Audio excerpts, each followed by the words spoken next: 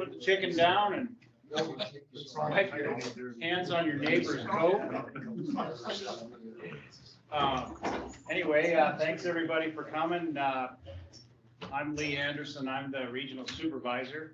I missed the last meeting you guys were at. I think I was out for the, I've been for the youth hunt, if I remember right. Got a couple white-tailed does with my kids, and unfortunately, I gave them their A tags to validate them for instead of their single region antlerless white-tailed doe tags. So Light him up. they were a little pissed. It was all legal, it's just now they're done hunting bucks. So I'm like, sorry, boys, but that's the way it goes. That's why you got to do your own stuff. Trust your dad.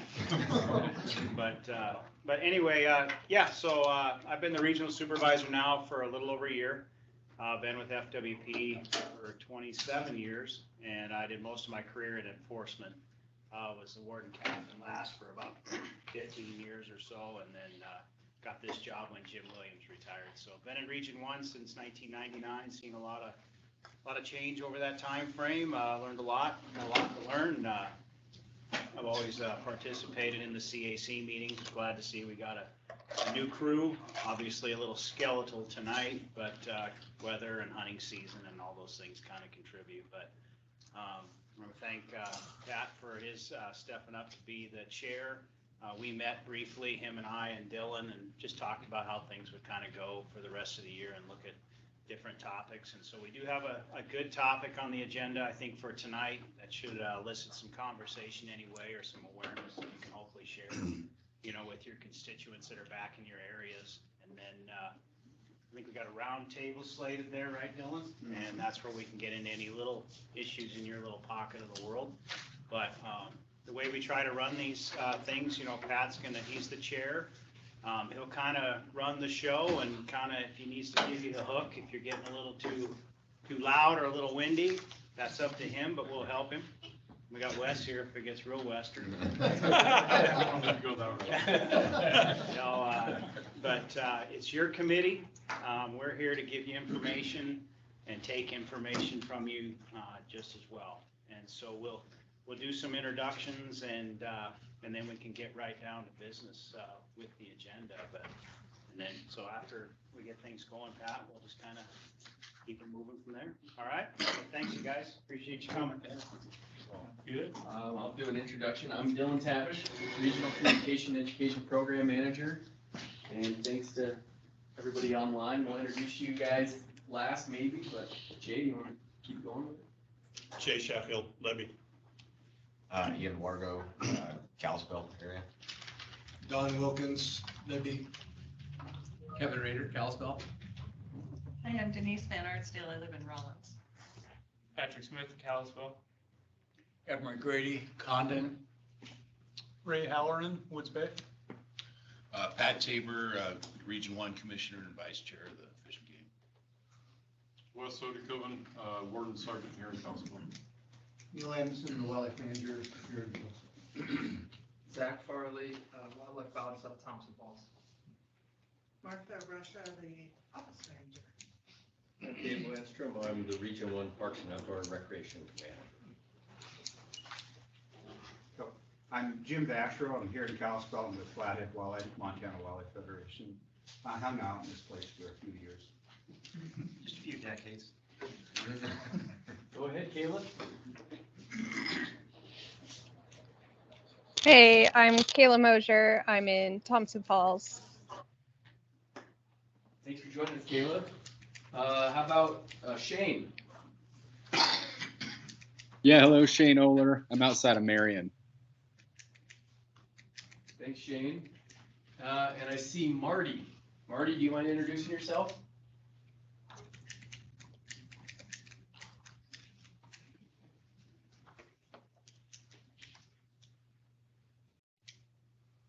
Go ahead, Marty. Looks like you're unmuted. Not sure if you're having some mic issues.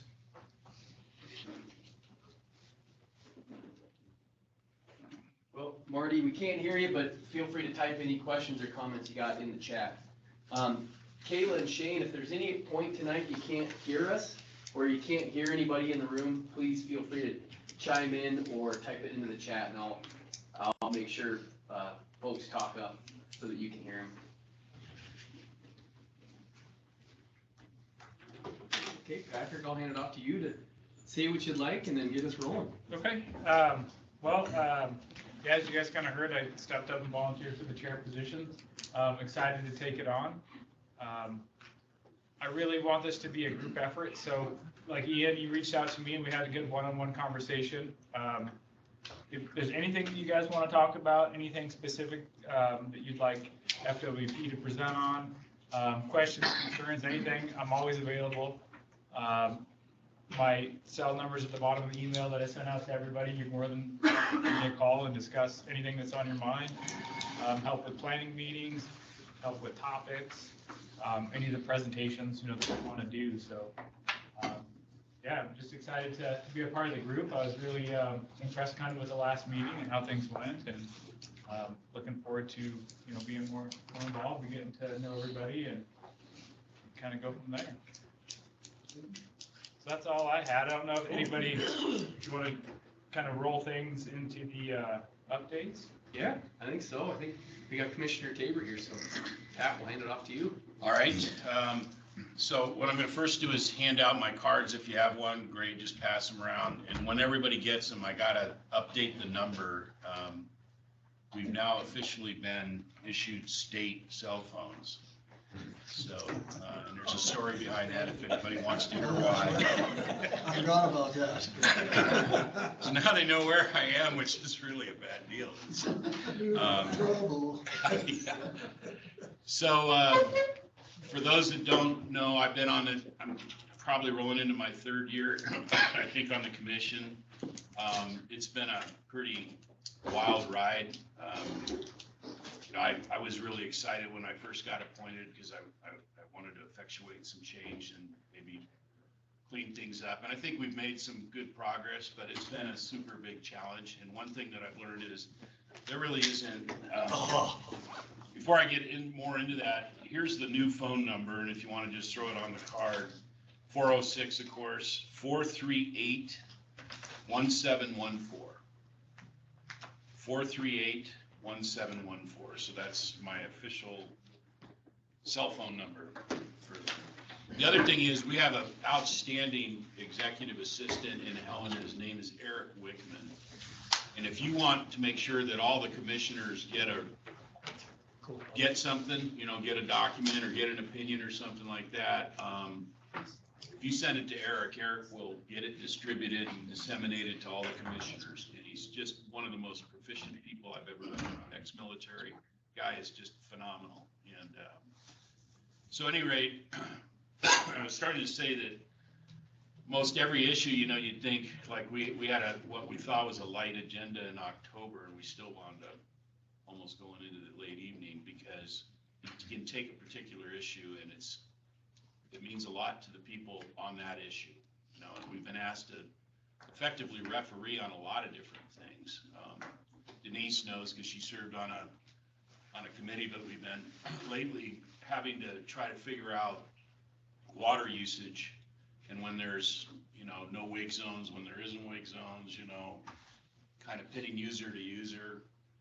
And Dustin Temple, who's the director, said it great. Their job is to really put the science forward and say this is what the science is. The commission's job is to sort out the social end of it.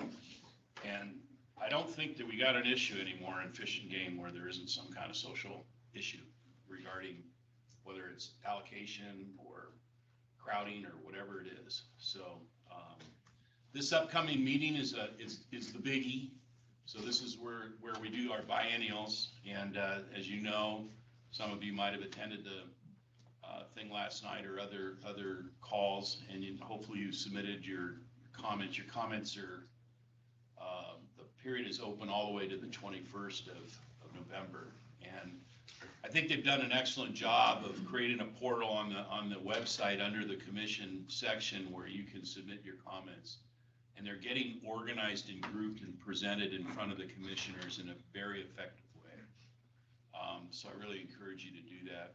Today I had 18 phone calls and they were all based on the same thing, and that it was from the standpoint of, I was over in, you name your hunting district, and where did all these people come from? There's this sense of overcrowding everywhere you go.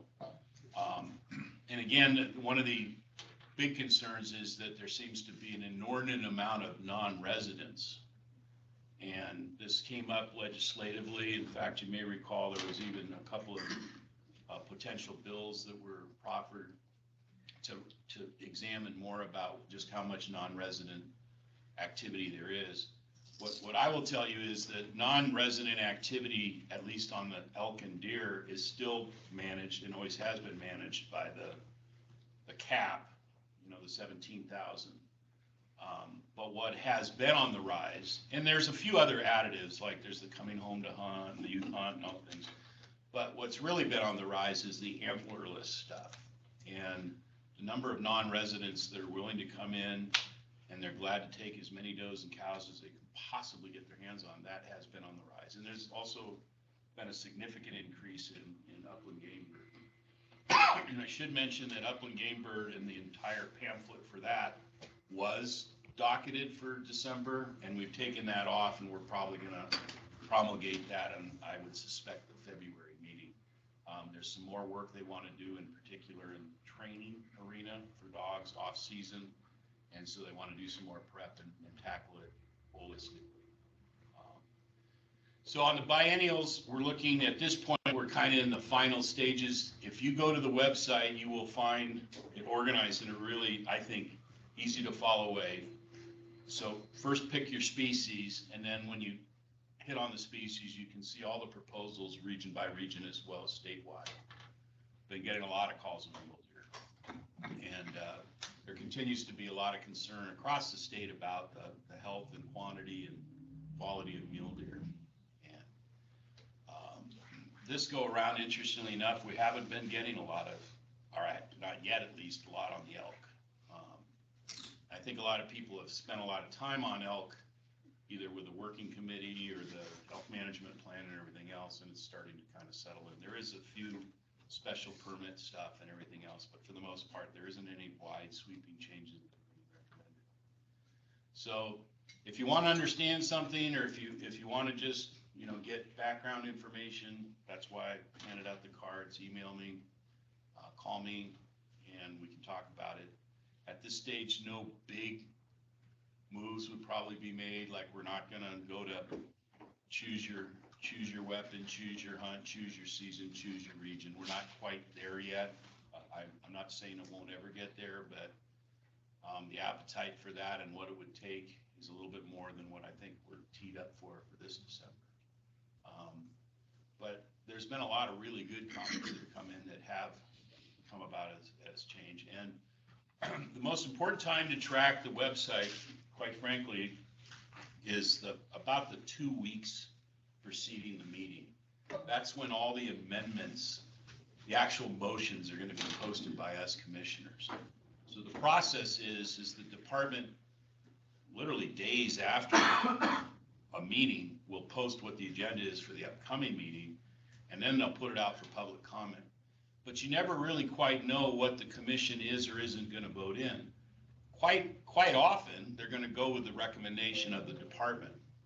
But in areas, especially when it comes to allocation and you know, social issues, there will likely be amendments that come from the commissioners. And so the process that we now have set up is an individual commissioner has to propose an amendment in a very specific form. Legal checks that to make sure it's consistent with the power and authority associated with the topic and the way we've let it out to the public. And then it gets posted as I move. And so when the actual topic comes in the meeting, that commissioner will read what they had written out loud in addition to any other amendments that might be taken right there on the floor, which they still are allowed to do that. I know I, as a commissioner, most everyone else, we really feel strongly to try to put those amendments on as soon as in advance as possible so that the public has a chance to digest it. Because one of the things we do here fairly consistently is, wow, that came in, you know, the night before last, and it's a kind of a big deal, and we had, you know, people are out in the field, and we don't have enough time to rally the troops to figure out exactly what we do or don't want to do on it. And that's just the public meeting process, you know. again, the one thing that most people don't realize is any commissioner at a meeting can, out of the blue, come up with an amendment and push something completely different through, as long as it is, relevant to the topic it can, and as long as there's a second and it's voted in, that amendment through. And the dialogue or the discourse then occurs on the spot at the meeting. So that's essentially it, I think. The only other thing I'll repeat again from last night, we had the regional meeting on the biennials. One of the complaints that came across pretty strongly in the October meeting, the Wildlife Federation commented on it. I think MOGA did, a couple of the other associations, is that it's frustrating if you got like a really good idea, a comprehensive idea, and you want it to be seriously taken into account. Like, I really think this is the way we should manage mule deer, whatever. The mechanism to do that is a little confusing. So a lot of times I'll get a call and say, I think we should change this. And say, well, I'm kind of not the right place to start. I'm at the tail end of the sausage making process, not the beginning of it. So when you take that biennials in particular, the time in which for you to have promoted a fairly sweeping idea was when the department was first reaching out, clear back in June it was. And that's the portal you would ordinarily go through. Well, a lot of people fed back and said, well, I tried that, but it just kind of seemingly was summarily dismissed, and it didn't, we didn't have any public discussion about it. It just went in and it was a yay or nay, and then that was the end of it. Did you see it? Did you hear about it? It's like, no, I hear it. The only thing we'll hear is what we're all seeing now. So we're gonna try to come up with a mechanism where really good ideas can be put in a very formal proposal package and vetted in front of the commission for its merit. And if it has merit, then it would be advanced to the department in advance of the process so that they could give it real thorough due consideration, because the commission wouldn't put it in front of them if they didn't think it had merit. And that might be the mechanism that we start to funnel some of these really good ideas that somehow or another are getting lost in the process, because it's a complicated process. There's lots of topics that we're always promulgating on. And yeah. And so lastly, I'll say for those that are new, the kind of way it's getting set up is each meeting usually has a theme. Every other year, the December meeting is completely almost dedicated to the biennials. We did just get done approving what is the equivalent of the biennials for fishing in the October meeting. And that is now going to go into a routine, regular annual process. It's important to do so, and there's a lot of fishing issues in particular in those southwest areas where there's some of the species that are genuinely of concern right now, and we're tracking that. And they're going to be adaptive in terms of their response to it. June is always Lion Month. I call it Lion Month simply because that's when we will narrow down the actual quotas and seasons structure and anything else due to licensure and everything. We'll make those decisions in the June meeting. August is the fur bearing, trapping, and wolf meeting. As you well imagine, that's well attended and vigorously attended and emotionally attended, as it was this last go around. And then in between, we smatter other things about. The other meetings tend to be fairly light. Those are the big, heavy lifting ones.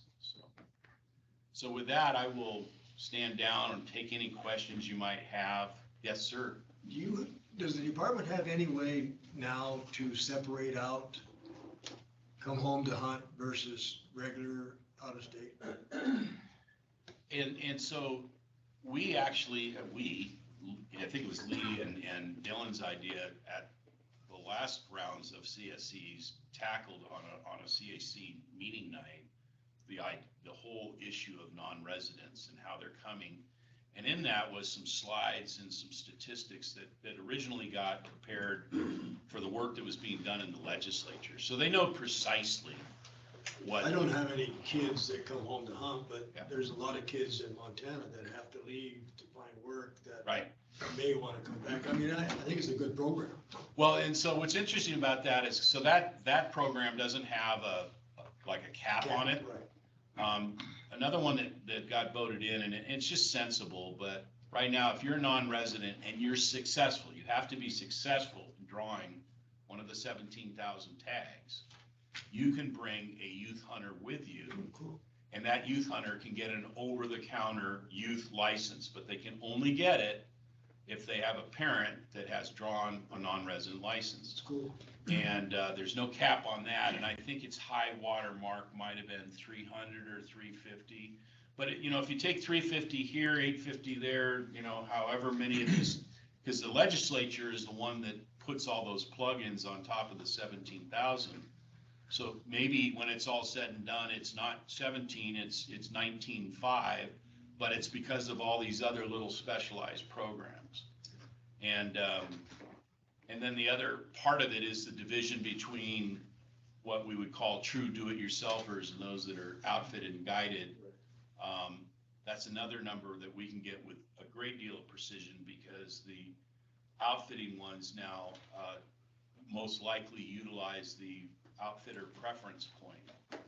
So that allows the folks that go in for an outfitted tag to compete, and usually will get one of the allocated licenses.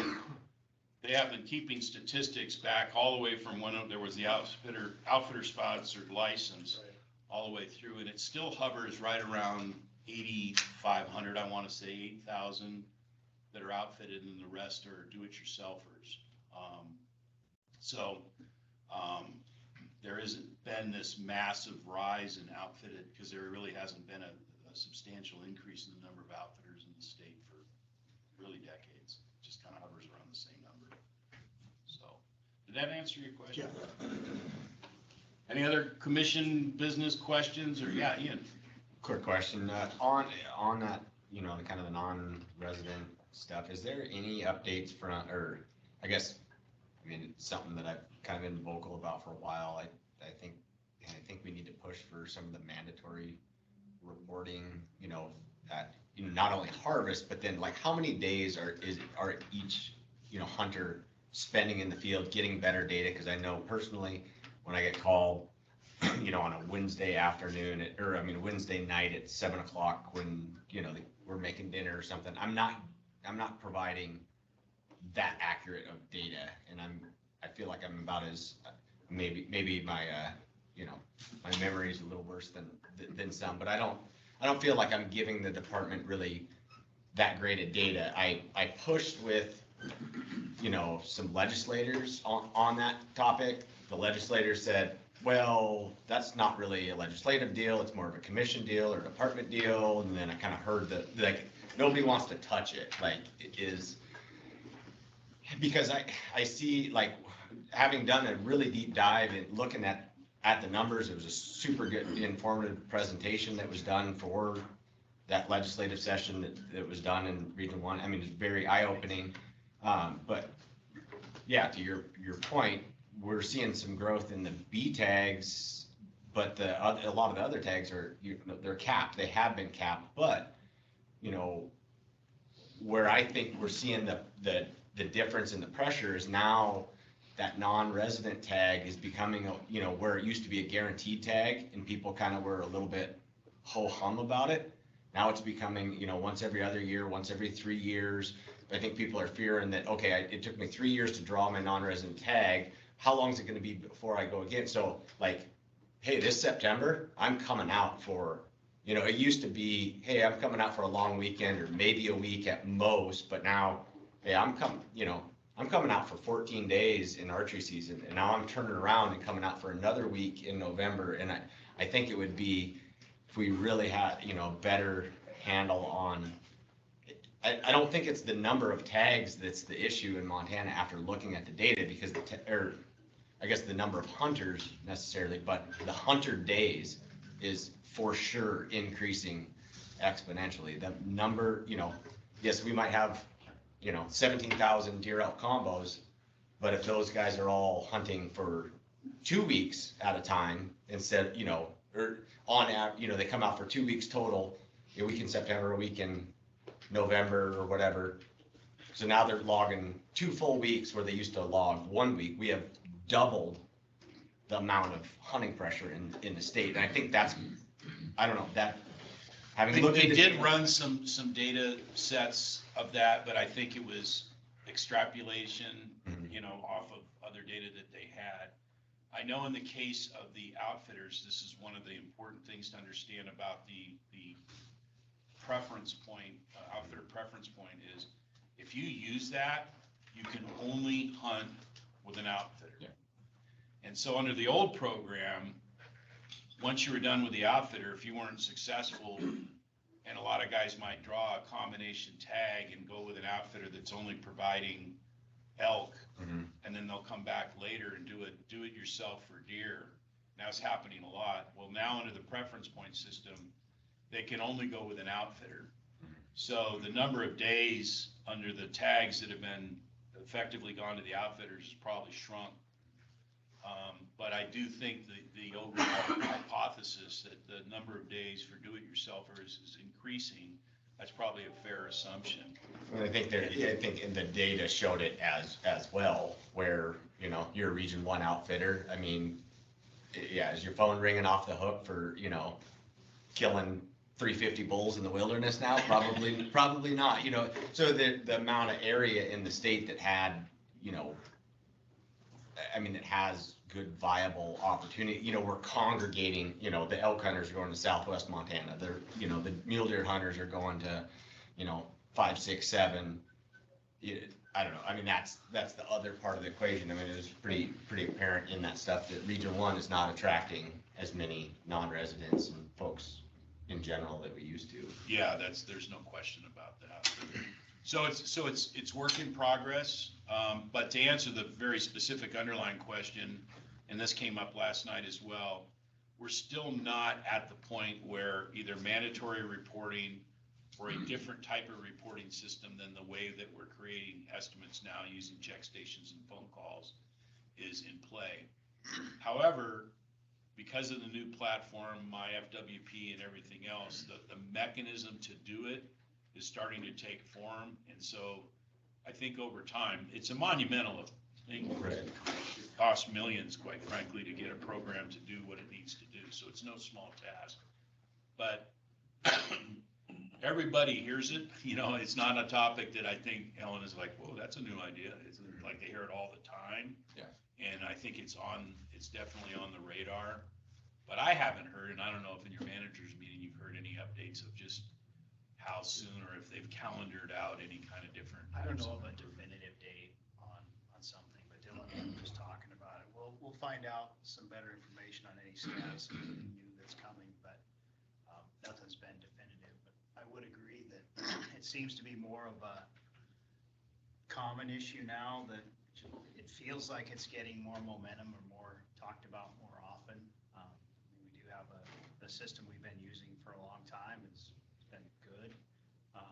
People question it though, of course, and even those mandatory reports though, in some states they work well and some not so much.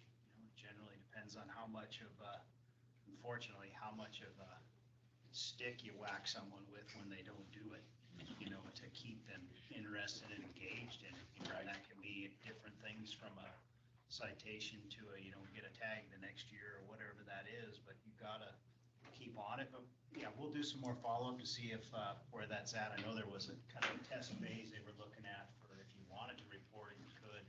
Can't recall if that was actually happening with the app or not, but we'll get some better information for you on that end and then see where we're at. The other calls I get a lot similar to that, it really has more to do with the displacement of Montanans going in other regions. And so, be careful with your number 7 or number 15 license where you go, because you might get your tires stabbed kind of thing. The folks in Region 3, Region 6 and all that, they're kind of sick and tired of the Westerners coming over and filling all their tags in their region. And that's similar to what's happened with other species, which would seem to imply that at one point in the future, that it may be necessary to designate an area and stay there. Is that gonna come? Is choose your weapon gonna come? Is first and best choice for most everything first and only choice gonna come? All those things, probably some version of it will start to have to creep in just because we're growing. And there's a lot of pressure right now, and we're gonna have to make some these are all allocative social science decisions. That's when we just turn it over to the parks guys, because they're experts at that, and we'll just get the hell out of the business.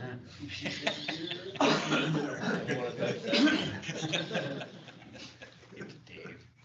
I had one question. I'm not sure how it plays into this, but I've got a Forest Service road that kind of borders about a quarter-mile corner of my property, so I walk it literally every day, evening, running the dogs, So over the last 20-some years, I've kind of had a pretty good feel of what the flow is, opening days, opening weekends, whatever. And I was commenting to one of my neighbors that there was a tremendous, when I say tremendous, I'm talking 4-1, out of state, California, all these other places, plates running up and down the road on opening weekend. I said, what the heck are you thinking? He said, because we're 7 miles north of Libby. He said they can buy the CWD tags for what, $70, non-resident? I think he said $70 versus 3 or 4, whatever that non-resident deer tag is. And he said they can shoot bucks. And he said that's kind of he's pretty connected. He said that was what his understanding was at the time. These people were buying them. And I get it. Fish and Game's theory is we want to knock out all these deer in the 10-mile zone around Libby. So, we're buying them for how much ever they cost, $7 or something for a residence. But I just thought I wonder if those tags apply to that 17,000 number of non-residents. I assume they wouldn't, but I thought, wow, that's a pretty good angle that somebody that kind of knows an area could say, all right, well, I stick in a 10-mile circle, which is a pretty dang big circle around Libby, Montana, and can hunt a buck for $70. That's or a couple, and I thought that's but it was dramatic uptick in the number of vehicles, because I pretty much see my neighbors or some guy that lives down the road, and all of a sudden, boy, there was a lot of activity. And from time to time, we've had the Libby contingency, I think, come forth and say, do we want to put any kind of resident versus non-resident restriction on those specialized tags? And Neil, you've had to contend with that. What's your? So, yeah, originally they were over the counter. Right. So, yeah, you could just go and buy one, but it was limited to one per person. Yeah. We heard the same kind of comments, that people were coming from all over, and we were selling, I think last time we did was like 2,600, those tags. And it was probably 30% were going to non-residents in there. Yeah. So what we did is we limited the number of tags and made it draw, which now non-residents are limited to no more than 10%, as long as you allocate all those licenses. The thing we didn't anticipate is we wouldn't sell them all on the draw. And so they didn't go out on the draw, and once they don't go out on the draw, they're up for surplus. And then if they don't go on the first round of surplus, they go over the counter. Yeah. And by Montana statute, you can buy 70 licenses. So this round, we're proposing a fix to that to limit it to one per person. Yeah. Well, I mean, I wasn't hearing it was just a weird phenomena that was very obvious this year of all things. Yeah. And I just thought this is kind of a peculiar thing. And when they popped that up, I said, well, that's interesting. One of those things you think you had to figure it out, and you went, oh, it just didn't turn out the way I thought. I don't think anybody's getting any heartburn. So go back to the drawing board a little bit. Yeah. And if the goal is to just burn down the deer population for the 10-mile radius, it is what it is. Right. So. Yeah, but one of the things that we're pretty sensitive to, so if you look at CWD management actions everywhere across this nation, as soon as you lose local support, you lose your ability to manage those populations. So we're pretty sensitive to that, and we're trying to find something that works for everybody and the folks that live there, so. Like I said, no, I wasn't hearing any heartburn. It was just we did hear an odd observation. Yeah, we did hear some heartburn earlier. Yeah. And that was one of the biggest comments we heard, is that all these non-residents are coming in here. So that's why we went to the limited draw. We just didn't anticipate that they wouldn't all sell out in the first go. Right. Is there, out of ignorance, is there any type of capital and general hunting licenses non-resident? Yes, and that's what he's talking about. So for both elk and deer, there is a cap on the general. What about, small game and trapping and things like that? Is there any- Trapping, there's a limit in terms of, you have to get reciprocity with some other states. Yeah. So there is some limits on people who come trap here. But there are non-game animals, like predators and stuff, are not regulated. Right. So there is not a limit on that. Rabbits, those can. Yeah, so it's still subject to the 90-10 on everything across the board. The one area that also came up legislatively, they elected not to pass anything, but I think we're looking at it in the upland game bird is, there has been a substantial rise in the number of upland game, non-resident upland game bird hunters. There's been quite a bit of an infiltration, and then also same thing for training. So a lot of non-resident hound handlers are coming in and training their bird dogs, in the off season, and they're putting a lot of stress on the birds. And so that's something that we have to really think about when we're doing this new set of regs for there. But right now, the thing that is probably most heavily regulated, all the specialty animals, moose, goat, sheep, and everything else, they're all under special permit, so therefore they're all subject to the 90-10. So anything that's under special permit is going to be subject to the 90-10. And then the elk are capped. Elk and deer are capped. Elk 17,000, deer 6,600. And in that environment, if you want to draw on a specialized area, well, then you're back to the 90-10. So some of the trophy areas, like within the breaks and elsewhere, non-residents only have a 10, up to 10, not guaranteed, but up to 10% draw. That's been in place since 1970 something, I believe. It's kind of some of a holy grail, even though the number of animals has actually increased from what that was as a proportion back when it was done. That 17,000 and 6,600 have never changed. Yes, sir. I was under the understanding that maybe crossbows is being brought back up as a possible handicap option in archery season. Did you guys talk about that? So it was promulgated at the October meeting, and once again, it was refused. So Okay. in this case, so it's got a long, rich history. It's been attempted legislatively, I think, 4 sessions and got defeated every time. It's been put in front of the commission in a variety of different ways and wasn't supported. This last go around was an interesting, what I would say almost not legal, but a different tactic. They filed a petition. So when you file a petition for administrative rule change, that effectuates a very, very specific procedural process that the commission has to follow, or for that matter, any ruling body in Montana. And so the petitioners came and made their case. A whole bunch of people who really didn't want to see a administrative rule change came in and said, don't do it. Ultimately, the commission elected not to do a rule change on that. So, the fundamental issue, I think, here in Montana is the belief that you have to go to crossbow to make an accommodation for handicapped people when there's really a lot of excellent modified equipment in archery already, and it stays true to the concept of what's there in archery. It's just the strong belief, it has been, I think, in this state, that a crossbow is much more of a high-powered weapon, and so it belongs in the higher-powered weapon category, which is the general season. So that's where we stand today, and I don't see a lot of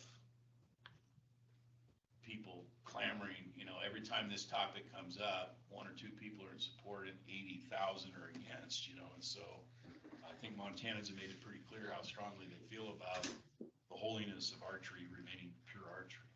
Yeah, I just am one of the directors on the Mission Valley Archery Club, and that was of concern to that group. Sure, yeah. So they were curious to hear where it was going. Yeah, every archer in the state, I think, called me that 3-day period. I know how they feel. One follow-up on that. Now, the guy from Billings, Molnar. Molnar, Brad Molnar. Has he filed a lawsuit under ADA? He has. And so that process is gonna have to go through the court system. So what happened was there's a lawsuit filed and then they put basically a stay on it, a pause, to see what the outcome was gonna be of the commission. Again, that might have been, I mean, who's to say one way or the other? The fact that there was a pending or threatening lawsuit out there didn't whatsoever come into the decision for the commission. The commission focused on the merits of what was presented and felt not to make the change. So now, will they reactivate the lawsuit or not? I don't know. There's been 2 other attempts to challenge whether or not Montana is properly applying the ADA, and in both cases, Montana prevailed. So will they have success if they put a lot of money into it and try to litigate it again? I don't know. Who can predict legal outcomes? But yes, Denise. What's the standard? Is it a reasonable I mean, I'm in the rental business, so reasonable accommodation is that the standard? Yeah, so if you, and the fact of the matter is the state is very conscientious about making sure they comply with federal law in terms of the ADA, the American Disabilities Act. And so there's very specific criteria about making accommodations and having alternative opportunity for folks so that they can participate. And there's in fact a very proactive and robust effort in the arena of modified equipment, and a lot of these archer shops and everything else will go to great lengths to create specialized equipment for the very unique specialized needs of a handicapped person. I mean, you should see some of this stuff. It's remarkable. But it still stays true to the standards of it being archery equipment and not crossbow, which the only thing that makes a crossbow sound like it's archery is they use the word bow. Every other aspect of it is it's more like a rifle. And so it's that high-powered, long-distance element to it that changes the very characteristic of the usage of it during archery season. And I got a call today and said, well, would there ever be an opportunity to do what so many states do, where you kind of pile them up, so you have true archery, and then you maybe have a primitive weapons, like we have heritage hunt along with crossbow, and then you have a 5-day season for that, and then you kind of roll them, because a lot of states do that. I haven't seen any major inertia by any group that's really working to try to make that go. The only thing I see in the way of inertia is a reoccurring conversation of moving mule deer back, getting it more into October and early November and getting it away from the latter parts. I hear that pretty consistently across the state, that there's an appetite for that. Move it clear out of the rut. And again, when we talk about mule deer and really any other species, and it'll be interesting to see how this CAC shows up compared to others in the past. Like today, I had a conversation with a guy, and he said, I brought my sons, we were over in Malta, and it's kind of a story we're all saying right about now, because there's a lot of folks going over that way.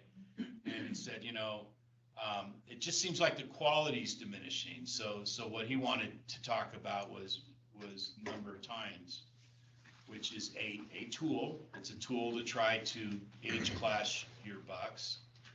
It does nothing to preserve the quantity. So the real question is Montana have an ethic where they care about quantity, which we call opportunity, which as long as you can get something down and put meat in the freezer, that's kind of been the pervasive ethic in this state since inception. But there is absolutely a component of our hunting community that really treasures and honors the quality aspect. And they'll let pretty nice bucks go because they're looking for something special. And so ethically, that's where they're at in their maturation as a hunter. Well, that's great. But as far as a state's concerned, a department or a commission, we haven't crossed over into an area where we're specifically and purposely managing for trophy in all districts across the board. Will that come? I don't know. A lot of that has to do with the kind of work that Neil and his crowd does when they do these mule deer studies or elk working groups and all these different things. We're trying to figure out what hunters really want out there. But I believe they did conduct another hunter preference survey this year, didn't they? Yeah, the results are out. They're not shown on our webpage. Yeah. And so I think it's still hovering in that 80% opportunity, 20 or 25%. 70, in our region is 69% want to be able to hunt mule deer every year. And you have to really watch how those things are worded, because it's a forced choice, what we call forced choice. So your choice is, do I go to permits where I may not be able to hunt every year, or do I want opportunity every year? 70% of the people want opportunity every year. But we also put a question in there about, would you like to see multiple types of seasons on? And about 50% of or one consistent regulation across the region. And about half the people want a consistent regulation across the region, and about half are okay with different season types. But you can see 50% is kind of where we get stuck. On just about everything. Yeah. And so if we phrase it differently in the future and say, is there interest on your part of using the number of points as a restriction to age out your class of bucks? So in other words, you can't shoot anything under, a 3-point or whatever, 4-point. Would you be interested in that? And it'd be interesting to see what the response is. I don't know. Anybody got a prediction? I don't know what the state. Just taking spikes out of the equation. Well, that's the thing. A lot of people complain about that because they're, if you take your does away, which we're going to probably do in several, especially with mule deer, because we're worried about the overall population. So mowing a bunch of does down when you're worried about population is so expensive. But a lot of people say, well, I'll just take, I'll hunt earnestly and look for a big guy. But I tell you what, I ain't gonna go home empty-handed, so I'll take that button buck on the last day, and he doesn't grow up to be anything other than meat in the freezer. So how does that leave everybody feeling? Well, we already know the answer to that based on how tags are being filled. The vast majority of people would just soon have meat than hold out. Yeah, if he's not big enough on the first day, he's not big enough on the last day. Yeah. To some. To some, and that's the key element. So I've learned real quick that whatever my ethical structure is irrelevant. Right. Because, when we come to a meeting, I can get just as many people lining up on one side or the other side. Getting back to the crossbow. One last thing, I want to check on timing because I know that this happens. About 5 minutes. Okay, all right, go ahead. They can hunt general season with the crossbows, and I think what they really, really want is the rut for elk. Yeah, of course. That's what they want. Of course, that's what they want. That's what they want. I don't think it has anything. We'll take a crossbow into the Bob Marshall and have at it. Yeah. Well, anywhere, I mean, shooting. How many times You can wilderness hunt for an elk during the rut. So Zorka Beartooth, Bob had elk Marshall. within 60 yards and not shoot them because I just don't feel comfortable shooting 60 yards with a bow. But with a crossbow, it's dead meat. Yeah. That's what they want. Well, and again, the difficulty of this, because I got to tell you, when you have a handicapped person involved and they're saying, I want to keep active as I once was, it pulls on heartstrings. You don't want to deny that one individual. So keeping the purity of archery season, but also truly being empathetic towards, less fortunate people and creating an accommodation in that regard. But most every state will tell you that once they opened up, it was a slippery slope, and next thing you know, it was done. And that's another one of those predictors. Will that happen in Montana? Would we ever let that happen? I don't know, but right now we're holding line. So. Well, down southwest Montana, I know it's been a while since I've looked at regs there, but there was a lot of zones back in the past that were 4-point or better for bucks. We have them, and we also have a couple of areas where we have limited season, like I think it's 417, we were talking about that last night, that is only a 2 or 3 week. They absolutely close it before the rut comes in. And but as Neil and the other professionals will tell you, then we're back to when we start really allowing age class to super get older. Now we're just knocking right back on the door of CWD.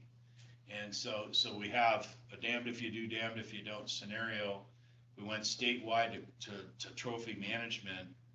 We'd probably have a pretty severe spread of CWD starting to happen, potentially. But I mean, just having a few hunting districts, if somebody wants a big class, they can always go to those. Well, and So I don't know if you guys had ever listened to the meeting, but I brought up 317, and it'll be interesting to see if it comes up in this commission meeting, but I brought it up in a non-biennial meeting just to shed light on the issue. So HD 317 is arguably the best hunting district in the state of Montana on public land to hunt an elk and have a high level of success, bar none. Why? Because of its proximity to the park and the amount of elk there. It was turned into a trophy district. But there's nothing in the elk management plan or anything else that said we're gonna manage for trophy. How'd that happen? And so then when I said, well, we're just gonna change it back to a regular 5-week season, no permits, oh man, you know, I death threats, the whole 9 yards again. So you can see how emotional these issues come when you're pitting, you know, the two different user groups, if you will, against each other and what they value. And I agree with you, you know, in my crazy, you know, recovering accountant's mind, you know, I like things quite linear and predictable. So I would like to have a plan that says, you know, 25% of the population value trophy in different species. Therefore, we will purposely set aside in each region a trophy district or two for a particular species, and the rest will be for opportunity. And everybody knows that, and we'll manage those districts for trophy doing that. We'll probably have special permits. We'll have all those things. Well, we kind of have that now, like we got 270 and we've got, you know, sometimes it's in out of respect for the, you know, the few amount of animals, but sometimes it's really truly trying to preserve trophy. But I don't know that it's mapped out that we're purposely doing this to meet the two different competing things. 5%. And yeah, exactly. And so whether we'll get to a conversation this go around on that, I think we'll have the conversation, but I still don't think we're quite ready yet to specifically designate, okay, region 4, we got these 4, and region 6, you know, like that. But that would seem to make sense, you know, in the long run, at least to me. Yeah, that's the whole point of draw hunts. In the first place, I mean, right? I think that's already in place in my mind. We all have opportunity to go general hunting, we wait our turn to get a draw hunt somewhere and get a big animal. Right. I mean, well, and one of the things I certainly would, I personally would not like to see a lot of areas shut down or season shortened up just to accommodate the idea that we're gonna start chasing older age class deer, like in general. Like I'm happy myself to burn my points every however long it takes, wait my time, take my turn, and every once in a while, like hold out for that really great hunt. So like I had that this year, I drew the 103.50 tag, had a great hunt. And to me, it was pretty obvious like what the difference is, right? What's the difference in 103.50 versus the rest of 103? One difference, hunters. People. And I mean, I can tell you, I spent a lot of time out there this fall. My observation, there is no shortage of mule deer out there. Like, the numbers are great. Is there a 200-inch deer behind every tree? No.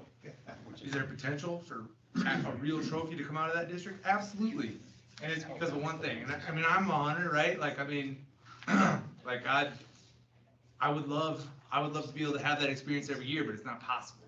Can't do that, right? So I think what you're getting at is correct. And like, let's be honest with ourselves at the end of the day, like the reason there's not more deer and bigger deer is because we shoot them, right?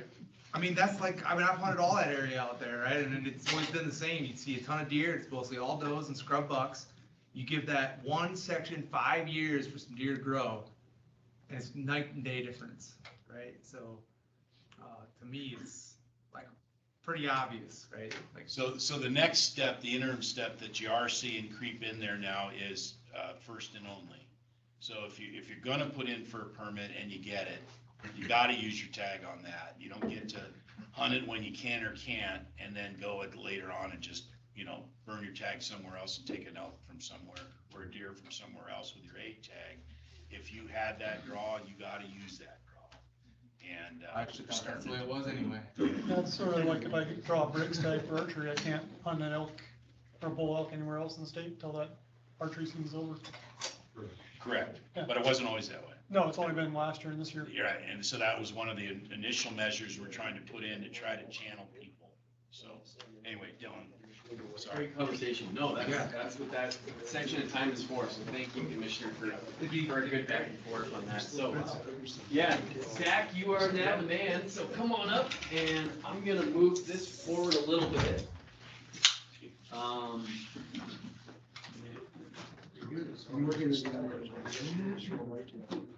That's actually. Well, thanks. Answer your questions. I love that part.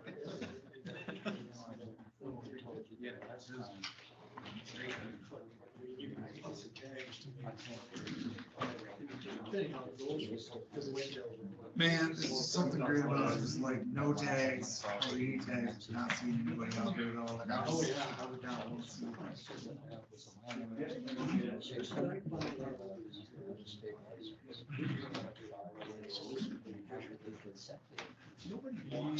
Yeah, yeah. Yeah.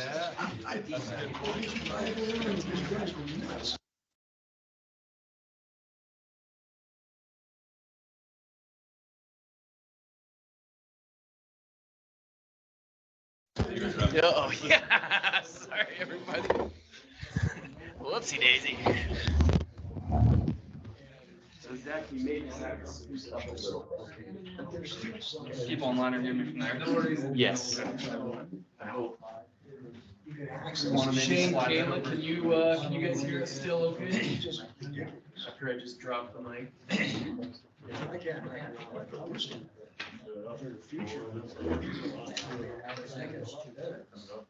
I agree. I've said the same something for a lot of these roads, I'd like to see just closed. Yeah. I look at that as a way. I'm thinking questions will probably be most at the end. Yeah. Once we open to that, maybe we can move it out to the middle. Yeah, perfect. Okay. And another day. Makes it kind of harder for you to see. No, I guess you I'll can stay stay here. there. Yeah. Yeah, I just want to make sure everyone else gets head of half of it. We be cooking Thanksgiving out on a camp stove in the deck.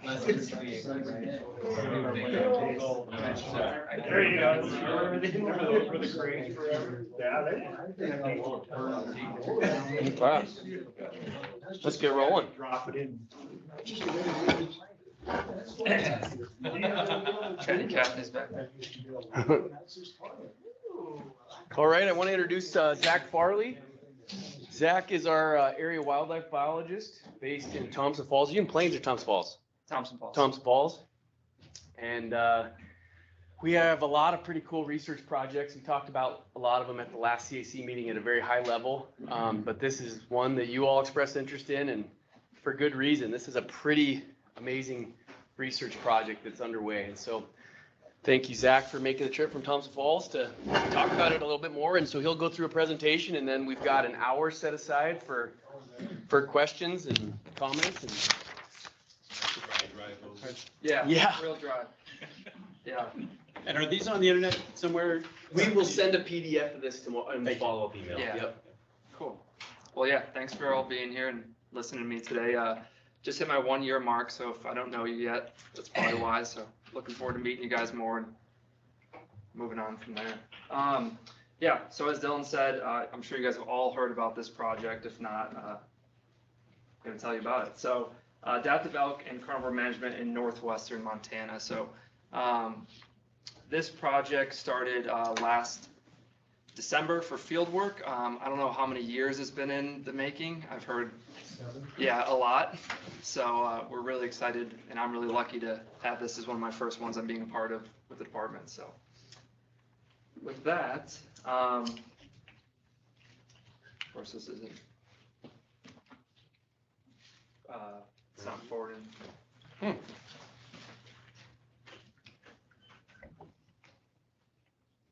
Let's see, try and- There we go. There we go. Cool. All right. So a little bit of background to get us started.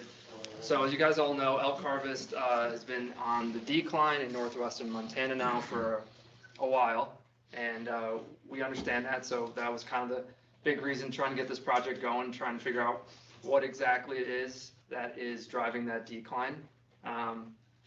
there's been concerns about the effects of carnivores and habitat conditions on both the population and the distribution of elk, particularly in northwest Montana. So we know that there could be multiple reasons for why this decline is taking place. As I mentioned, carnivores, habitat conditions, could be pressure, could be distribution. So without knowing exactly why or the cause, the root cause of this, it kind of spurred this study to try and really get at what's going on and try and really pinpoint that down so we can have really actionable things to move on. So here is a graph showing Region 1 elk harvest since 1986, antlered in brown on the top and antlerless generally lower in blue. The red dotted line is our long-term average for antlered harvest. So you can see that bull harvest is generally in the last 10 years or so down from previous numbers.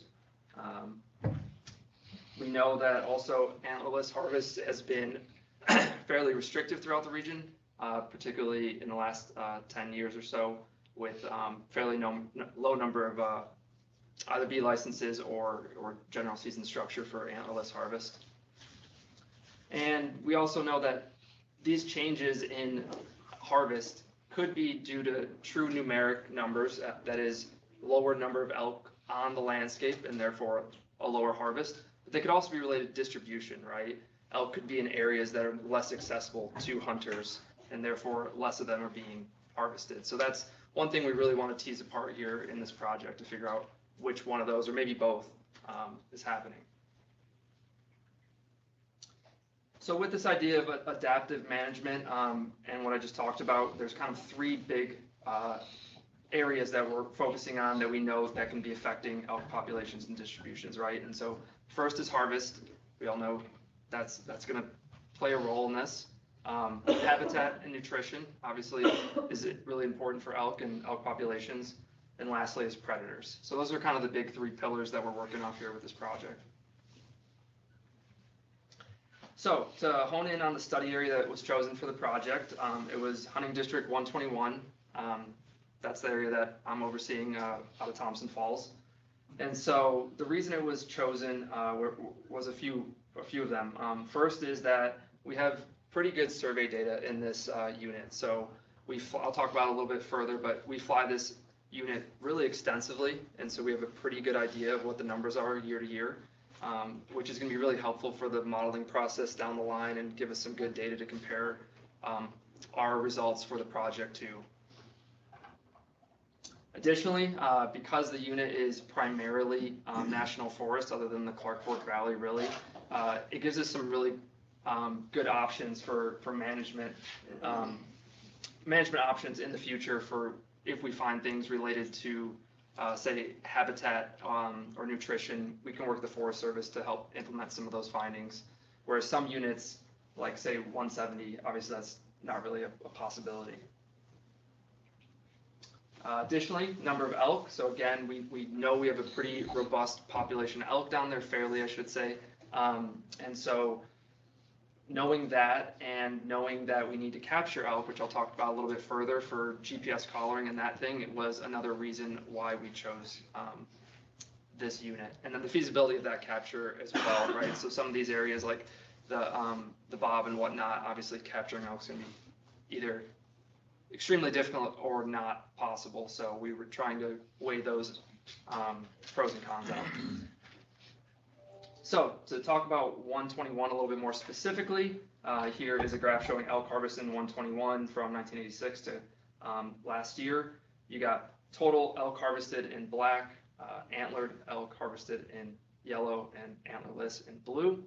The red line is showing the long-term average for total elk harvested in that period. So the point of this is just to show that the general trend is similar to the rest of Region 1 in that it has been declining. So it's not like we picked a unit where things are looking really good or something like that. So it's pretty similar to what we're seeing in the rest of the region. Here's the flight routes that we run every spring in April to survey elk. And you can see there's each color is a different route. And we do 6 of them in the spring, excuse me, yeah, 6 of them.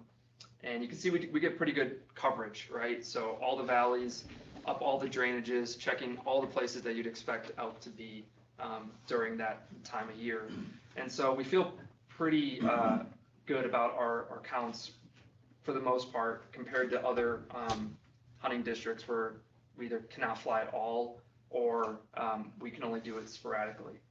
So this amounts to something like, I think, 30 hours of helicopter time each spring to get these counts, so it's pretty extensive.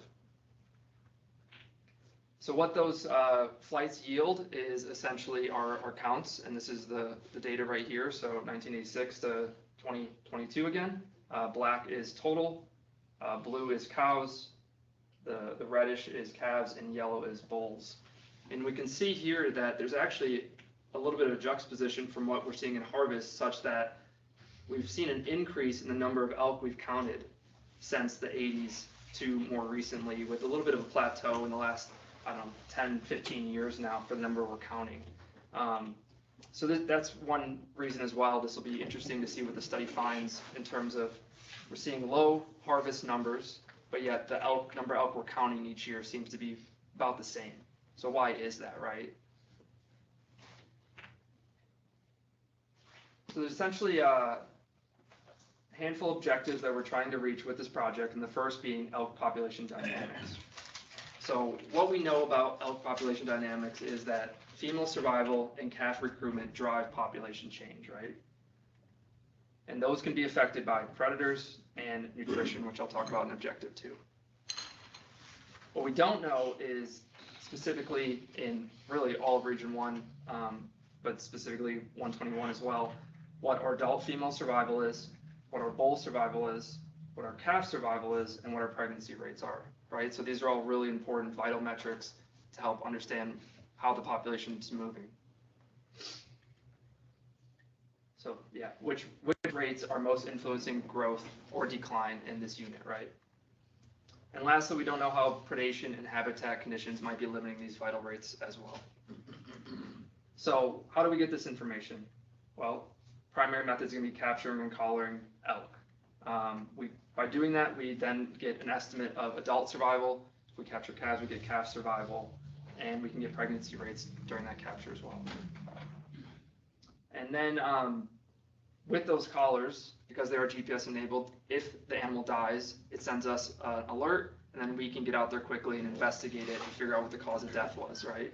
Then we start getting ideas of what we call cause-specific mortality, right? So here is a graph showing recruitment, which is one vital rate that we do get during our spring flights. Recruitment being the number of calves born in the spring that make it to the following year. So this would be an April flight. So this is counting the number of calves that were born in May, June, and then make it to the next April. And we can see in this unit that, generally speaking, recruitment has decreased, but it has then stabled off relatively. And so that dotted line in red there, that's our goal typically, 25. We usually express this as a number of 100 cows. So 25 calves per 100 cows is typically the goal we're shooting for to help grow a population. And so you can see we've been hovering, if not dipping below that in the last handful of years.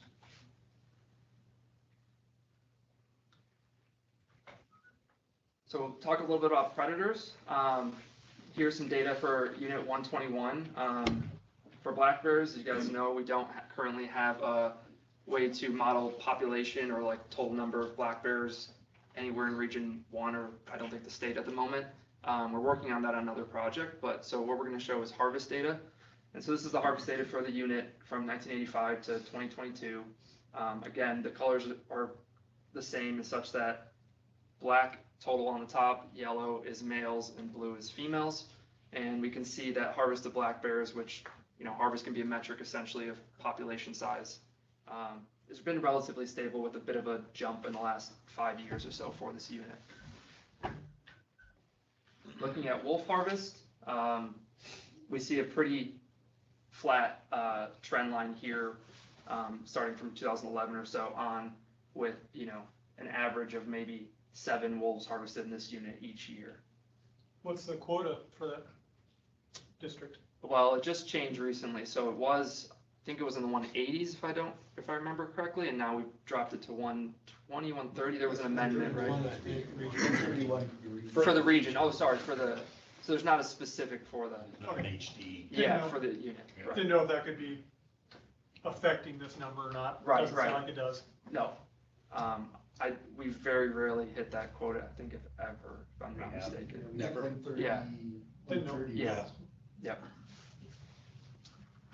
And then Mountain Line, other big one here.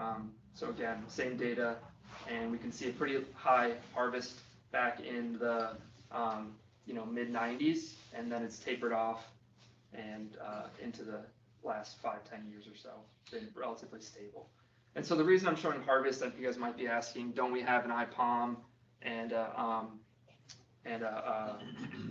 population metric for both wolf and mountain lion? And we do have it, but it's at either the region 1 like trapping level or the eco region, and so it's really tough to get those numbers for a specific hunting district because there's just a lot of noise in the data and confidence intervals get really huge. So that's why we're kind of working off harvest data right here, but the final results will incorporate those population estimates more thoroughly than when modeling.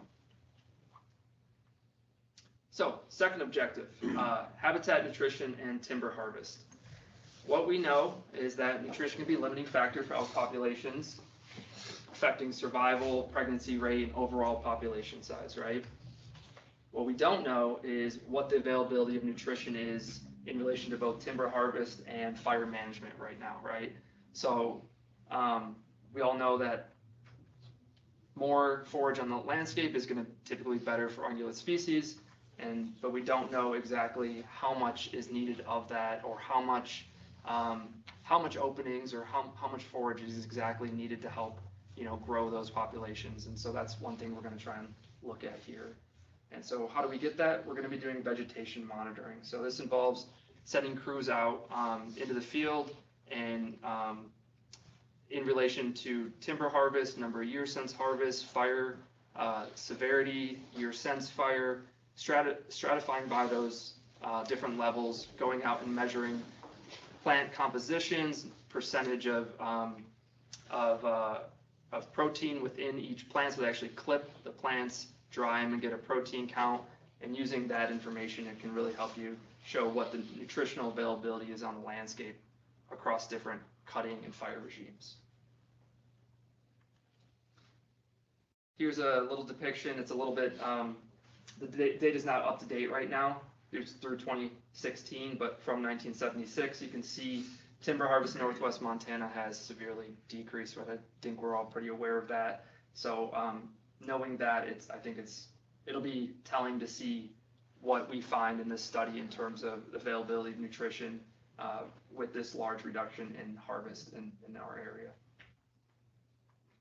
Additionally, here's some site-specific imagery.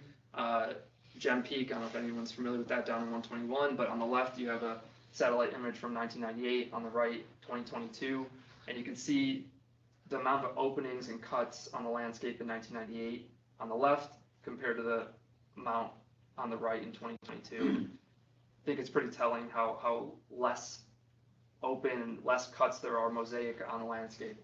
Another example is White Pine area, and again 1995 on the left, 2020 on the right, and we can just see a lot more cuts, a lot more openings back then compared to now. So a lot of those forests and a lot of those cuts have grown up.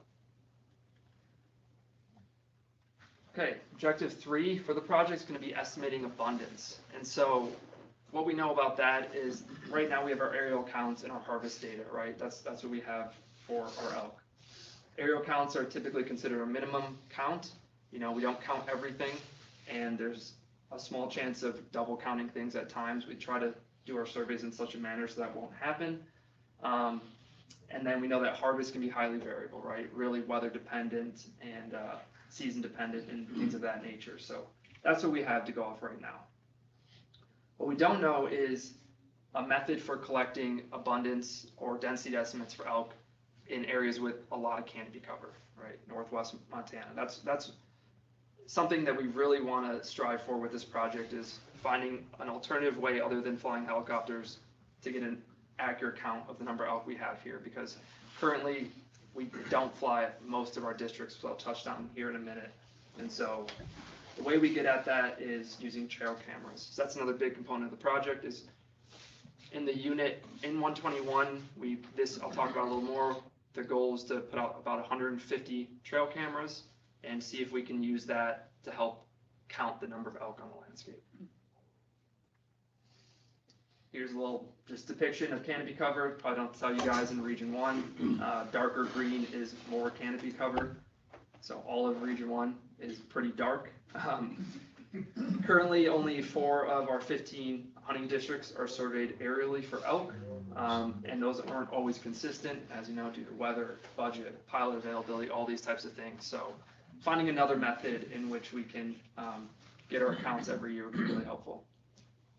I'm just wondering about, there's been this huge jump in commercial drone stuff. And I mean, it sounds kind of lame, but on the other hand, there's some commercial ones for a fraction of the cost of a helicopter. Right. That literally you would, or someone that on your agency that's authorized to do it, can fly those. I'm just wondering about, and they literally can program those routes in. You get the exact same thing, record the whole thing. You can watch it later, do counts, whatever. I mean, the technology is perilously close to, and the cost would be significant. I just wonder if anybody ever thought of that, or. Yeah, we can talk about it a little bit later if you want, but I know we've tried in conjunction with Flathead Reservation, doing some drone, well, not drone, it was thermal imagery. I don't know if we've ever tried any actual drone. We're developing technology that we're actually looking into, but it's not there yet. It's not quite the point where we can do the kind of surveys we need to do from the air. And you still have the limitation of canopy. Sure, but a lot of them have, because I know the ones you're using for state level, like firefighting, they have the thermal. I mean, I thought, boy, that in the cooler weather, even in a canopy, would probably, an elk would light up, I would assume. We can save that conversation for a bit later too, and we can talk about it after this. It doesn't work as well as I think it might. Yeah. Yeah, it's getting there. Yeah. It's getting better. Yeah, there's definitely a lot of nuance when you're flying, of just even trying to age and sex things, that sometimes can be tough just via video and whatnot, but yeah. Do you have something like that 20, 30 years ago? I don't have a historic one. I can look into it and see if we have a I historic think it would be so telling, as the other graphics you had. Right. Because, what you're experiencing in 121 is region-wide. Right, exactly. Yeah. And then our last objective I talked about a lot in the beginning was elk distributions, right? So what are the primary factors influencing elk distributions? That's a huge question we're trying to answer here. And how are elk using public and private lands during the hunting season, right? So that distribution, is it numeric, or is it the harvest, is it numeric, or is it distribution related? Are elk just not available to hunters in the same manner that they used to be, right? And so the way we get at this is by using our GPS data. I talked about capturing those elk and getting those collars on them. And we can couple that also with those nutrition surveys that we're doing to tell us, okay, well, we are doing those surveys on private land in the valleys as well. And so, if you see the protein content of an alfalfa field versus some, few shrubs under some thick canopy up on the forest, like if you're an elk, where do you want to go, right? So that'll be helpful as well to show us that in conjunction with those cameras to help us show where they're at that we can't always see. Right? So here is just a little bit of a depiction that I thought was kind of cool. It's a little video of Montana home construction from 1900 to 2018, just because we're talking here about distribution. And so this will play forward, and red indicates more homes being built. I think it's not new to anyone here that a lot more homes are being built in the last, handful of years. So that's always something to think about too when we're talking about distribution, right? Yeah, and I'll have a couple more here to talk about houses. So Montana from 2020 to 2022 saw a 3.6% increase in population. Sanders County, where this project is taking place, for the same time period, saw an 8.4% increase in population. So over double that of the state, right?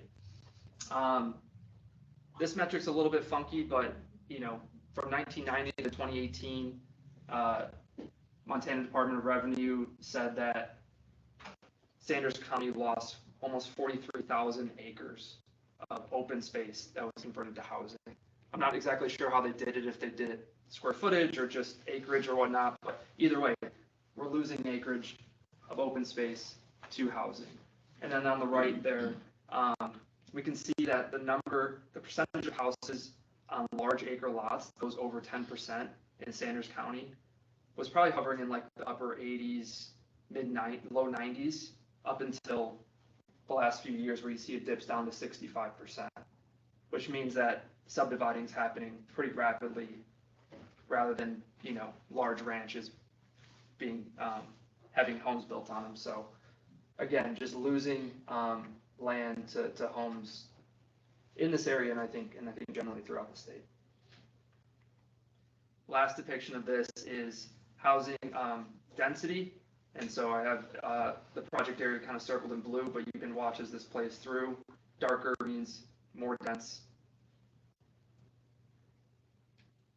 And then a projection into 2030. So 1970 on the left, 2030 on the right. And you can see what you see in the lower Clark Fork Valley, what you see in Libby, what you see in Tobacco, what you see in Kalispell. It's just getting darker, right? So some of the challenges for us on the management side of things are going to be to find a viable way of increasing elk numbers and hunter satisfaction, right? What can we actually do to increase these numbers if, say, it's due to habitat loss or lack of nutritional availability on the landscape, right? We're going to have to work closely with the Forest Service, the land management agencies, that type of thing. Understanding the sources of elk mortality obviously will help us really identify those management actions and gear them at reducing elk mortality rates, right? So carnivore management is going to be huge here if we find that predators are playing a big role in this. And then hunting as well. I think we've talked a lot about tonight, permitting and things of that nature if we're finding harvest to be more than we want for these populations. And then I just touched on working with our land management agencies to really identify some important habitat projects that help benefit and achieve desirable conditions, right? To try and, whether it be pull elk off of private land to get them back on the forest or just provide better nutrition on the forest and these public areas for elk. So to wrap it all back around, you know, this is adaptive management framework where, you know, we have a proposed action. We've done some things like, you know, whether it be carnivore management or habitat management. We do those actions. We see how it plays out and whether the population changes or the distribution changes, and then we work that back into future management decisions, right? That's the whole idea here. So to give you an idea on this project, how long it's going to take, where we're at, what kind of field work it involves. It's a 3-year project, 3 years of field work, I should say, 4 to 5 years for results, and then after that, we're looking at implementation after that, right? So in a typical year, this is kind of the field work component of it. So the entire year, we're doing mortality investigations, right? Anytime an elk dies, we get out there, we investigate, we figure out why it died, right? From December through March is our adult and juvenile elk capture season. That's when typically going to be either helicopter or clover trap, which I can talk about more in a minute, getting those GPS collars out. That same time period, we're also going to be putting GPS collars on mountain lions and wolves and bears, which I'll talk about in a minute. And so that's our lion and wolf capture season. For April, I talked about our aerial surveys. That's when we're going to have the helicopter counting elk. May to June is calf capture, so catching newborn calves. And then May to August is the vegetation sampling I talked about. May to June, we do one camera deployment, and then we take a little break, let those cameras work, and then we go service them in September, October to change batteries, swap SD cards, things of that nature. From June through October, November, we're doing bear and wolf captures. Yeah, and that's kind of what's going on in a typical year. So a lot going on in this project. So a little bit of the results thus far. The project, like I said, started really back in for field work December of last year. So December through March last year, we were able to catch 71 juvenile or adult elk and put GPS collars on them. 60 females, 11 males. During those captures, we collected blood for pregnancy tests, for serology for diseases. We took a tooth for aging. We put a collar on, and then if we determined they were pregnant, we deployed a VIT, a vaginal implant transmitter, to help us capture that individual's calf later in the spring. And these collars are set for 2-hour locations. So that means every 2 hours It gives us a GPS point, exactly, yep.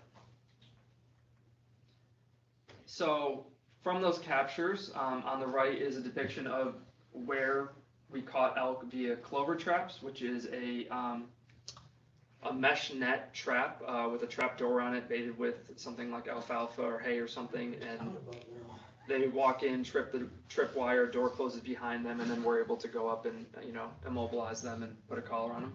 So it's a ground trapping effort. And then we did helicopter captures as well. So you can see the spread along the Clark Fork and the study area of those different trapping methods. Of the 48 total samples we classified, sent in for pregnancy, 42 were pregnant, so 87.5% pregnancy, which is right on with our state average, I believe, of 87%. So we're looking really good there. No samples tested positive for brucellosis, which is always great, and we saw no significant health concerns in the serology as well.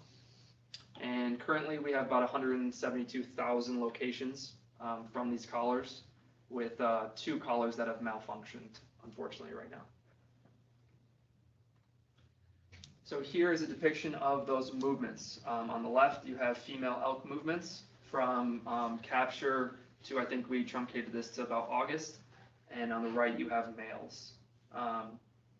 So pretty cool, this is all new. As far as I'm aware, we don't have any of this kind of data previously for this hunting district, so really cool to start seeing movement characteristics of these elk in the area. And I know there was a lot of talk and concern or wonder whether these elk hopped over the divide and went into Idaho for the summer, and so this is really cool to get to see those movement patterns. What is the time frame? Yeah, so this, I believe, is capture to about August. So you're looking at, 8 months almost, probably the data right there. Can you get me a bowl? Yeah, right. Yeah. So moving on to the neonate or calf capture. So that took place this spring from May to June. We were able to capture 25 neonates and put collars on them. They have expandable collars that are, as the calf grows, they expand, and they're set to wear off or drop after about a year. We caught 9 females, 16 males, and during capture we took various morphometrics such as weight, neck circumference, chest girth, things like that. And those are set to 1 location a day, and they as well send us a notification when they're sensed to be dead, which is basically based on movement. And then we can get out there quickly and identify what caused that death as well. How did you locate and capture calves? Yeah, so there's a handful of different methods. One is those VITs, yeah, so vaginally implanted transmitters. So essentially a transmitter that goes into the cow, and when she expels the calf, that transmitter comes out with it. It links up to the cow's collar. The collar sends us an email. We go out and look for it. That's one method. Another method for the ones we didn't have those VITs was just using the cow's collar data. Elk have a really unique movement pattern when they give birth, and they'll do like a big movement and then a strong localization. And so we actually wrote an algorithm that identified that, and we were able to go in and capture calves like that. And then lastly was via helicopters. So just flying around and spotting them and then dropping down and grabbing them. Yeah. Okay, looking at the mortality side of things thus far. So what we do is when a caller emails us and tells us that individual has died, we head out there and then we have a protocol for trying to determine how they died, right? And so this involves looking at patterns of consumption. A lot of different predators will have kind of what we call a calling card, right? So bears with calves tend to kind of skin them out. We call it the banana peel effect, pull the hide off. As you know, cats will cache things, so that's a pretty good indicator. Wolves and coyotes like to spread things out quite a bit and break bones and that thing. So using that information, we look at tracks and scat. We look at bite wounds. We do a full what's called necropsy, right? So we skin it out. We look for hemorrhaging wounds. We look for size of bite wounds, spacing of bite wounds, all these types of things to help really pin down what it is that we think killed it. We even have the ability to take a DNA swab from bite wounds and send that to a lab and tell us what species that came from. So all that goes into it. So it's a pretty in-depth process. It can take quite a while. And so using that information thus far, our mortalities have been for juvenile and adults. We've had 9 individuals die. 2 adult males from hunter harvest, 3 adult females from hunter harvest. We've had 1 yearling male from wolves. We've had 1 juvenile and 1 adult female die of natural causes. And we have adult male is under investigation right now for, yeah. Neonates, 4 thus far, 2 lion predations, 1 bear predation, 1 natural, and 1 under investigation. Unfortunately, we've also had a little bit of trouble with our neonate collars prematurely dropping. Essentially, they'll get because the material's not as robust as the adult collars because they're made to expand, they'll get caught on things like fences or branches or whatnot. And if the calf pulls hard enough, it just essentially rips the collar off. And so we've had a few of those happen, and we're working with the collar company right now to try and innovate something a little bit more robust, but allow that functionality still. So hopefully we get that working this next spring. So looking at some of the predator data, I mentioned we put some collars out for those. Last winter, we were able to catch 3 female mountain lions using hound handlers and deploy GPS collars on those. And those take locations every 2 hours. Here is the data thus far. So it's pretty cool to see the variance in that from localized to a drainage to pretty wide spreading in that pink movement right there. Pretty cool. Was that just a younger cat? No, they're all adults. Yeah.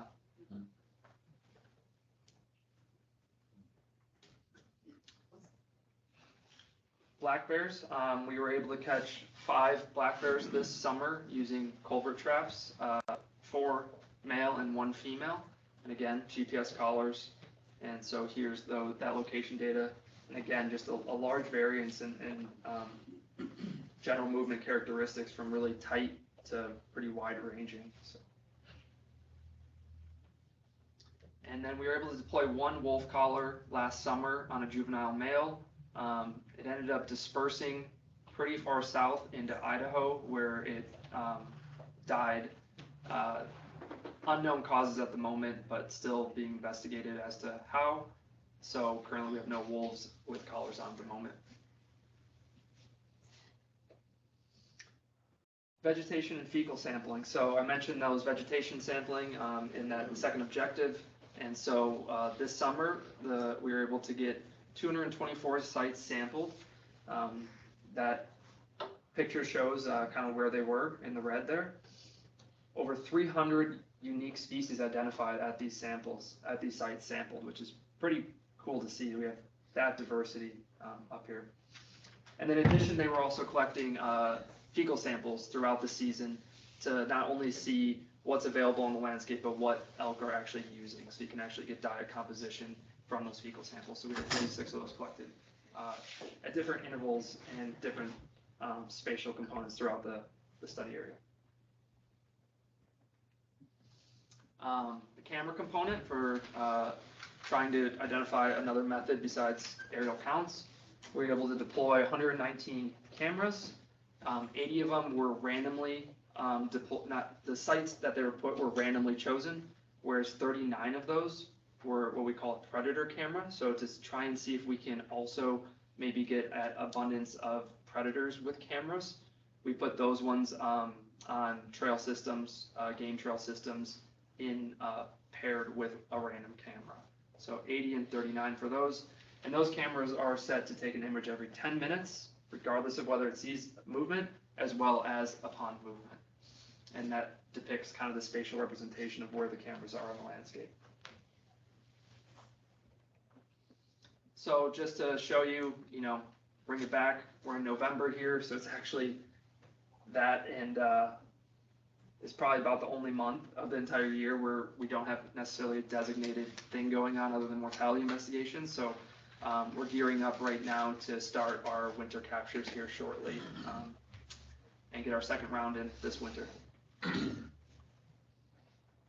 That, I should have mentioned in the beginning, I apologize, but this is in collaboration with the University of Montana. There's 3 graduate students, there's a handful of technicians, there's FW personnel, volunteers, professors. There's a lot of people going on this.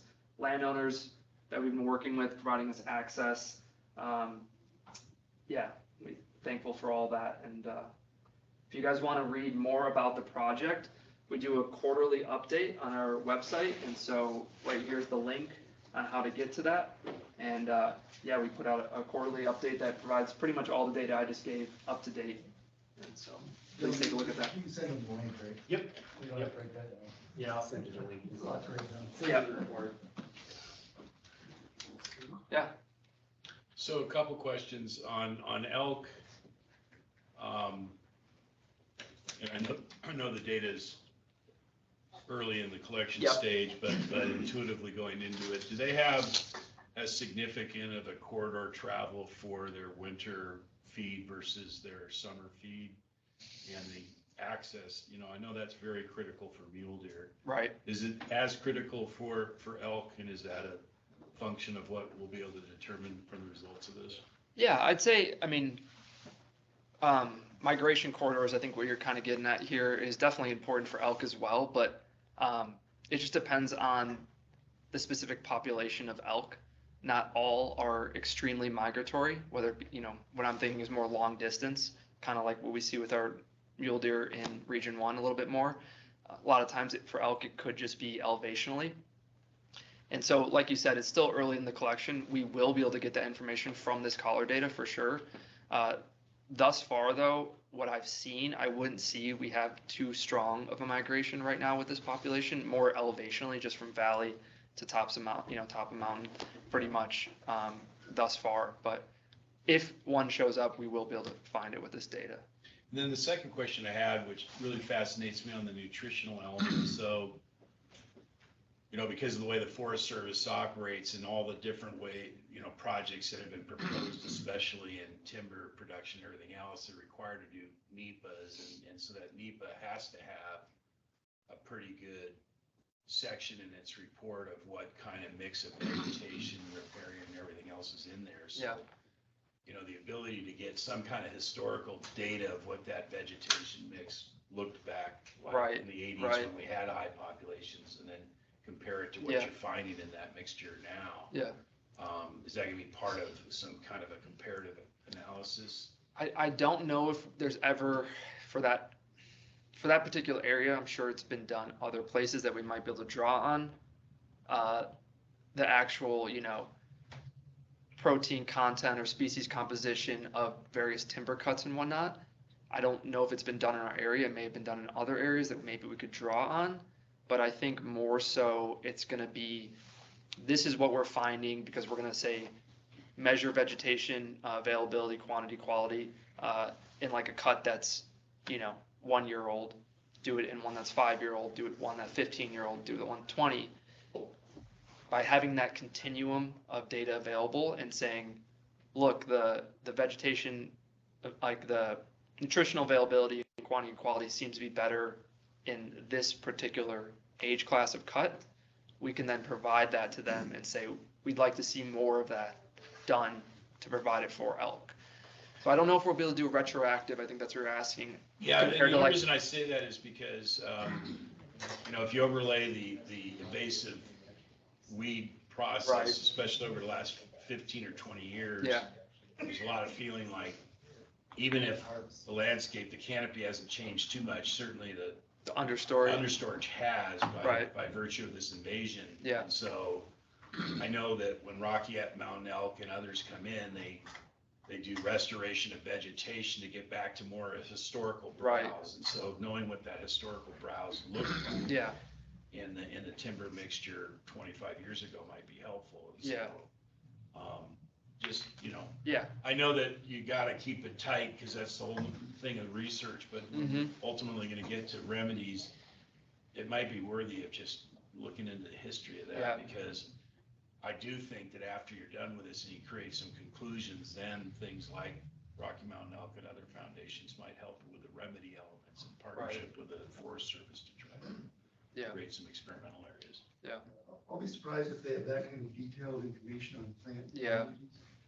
Even in those Normally NEPA they're studies, What's that? even in the full-blown EISs? Yeah, you see them, I mean, they're typically not that detailed, it's more habitat types. So you get an idea of what species might be available in a certain habitat type, but they actually go on the ground and quantify what's there, especially on the vegetation part. Timber side, probably a little bit more, but you don't normally see the ground cover to that kind of detail that we could probably go back and glean some, much data. Yeah, I think retroactively it'll be tough, but there may be some stuff out there we can check out. The other place to check maybe is in the forest plan revisions, because when they're doing those, they have to go into some pretty extensive study of what's on the landscape. And that's one thing we just had a meeting with today is, the Lolo National Forest is rewriting their forest plan. And so we've been brought in as, I think, cooperators at this point. And so we've been sitting in with them and trying to provide what we'd like to see in their plan for wildlife, which I think has been really great. And it's, particularly in terms of vegetation and forage quantity and quality, which is hopefully be going for the future, Yeah. On that note, is FWP trying to take a little bit more active role in that forest plan? Because I like reaching out and trying to talk to, some of the other local forests and whatnot and seeing about how we can get, technical term is logging unit, but to me as a hunter, it's, it's a habitat enhancement project or whatever. And kind of like trying to angle some of these projects more from a habitat enhancement standpoint. I guess, like Flathead National Forest plan, it sounds like kind of a stumbling block is like, yeah, that'd be great to come at this from a habitat perspective, but our forest plan says, hey, we're a timber production company, but then timber production has a pretty negative connotation in the, the broader public state. They get a lot to do a timber project for the sake of, profit and whatnot. That is less palatable, it seems like, where habitat enhancement, on the other hand, yeah, it might not pencil the same way, but I don't know, I guess trying to elevate wildlife in that forest plan, I don't know how active of a role FWP can take, but that does seem like a very big crux in that. Yeah, I'd agree with you. I don't see a lot of, if any, thus far, I've only been here a year, habitat-specific projects coming from the Forest Service. They're typically timber treatments and then maybe try to add a habitat component in if they can. And what I'll say thus far is with the revision of the Lolo plan that I'm helping with, we were slated to have one meeting on kind of general topics that are overarching and then move on to species-specific things.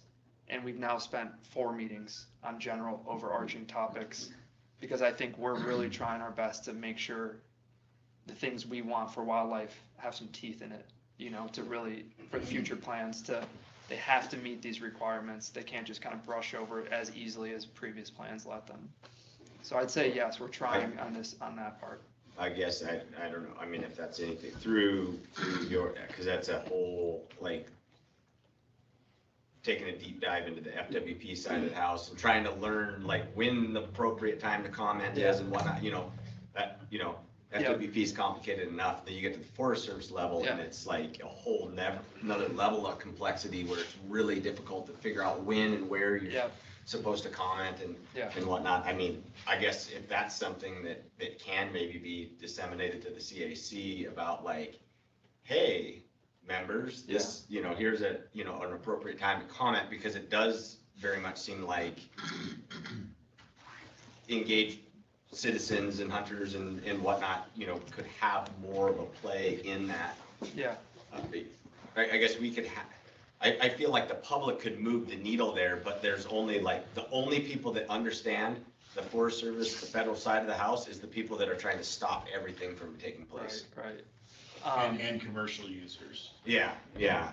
And I would suggest if you guys are interested in doing that, there's ways to sign up for those alerts if you haven't per forest to get, the notices of when scoping comes through and all that type of thing. But I'm sure we can maybe set something up to help facilitate that a little bit too. I think one of the difficulties in forest plan revision is you have to really just understand what the nature of the end goal is in that document. So go read Flatheads. And I think Denise, you might have, several of us that were part of that whole West Glacier area, I participated so materially in the Flathead National Forest Plan Revision Project. It was a 5-year in the making deal. And there were lots of meetings, lots of people coming together, a lot of input, everything else. It was pretty good, and I think the Forest Service worked really hard. A lot of field trips, they took you out and they showed you things.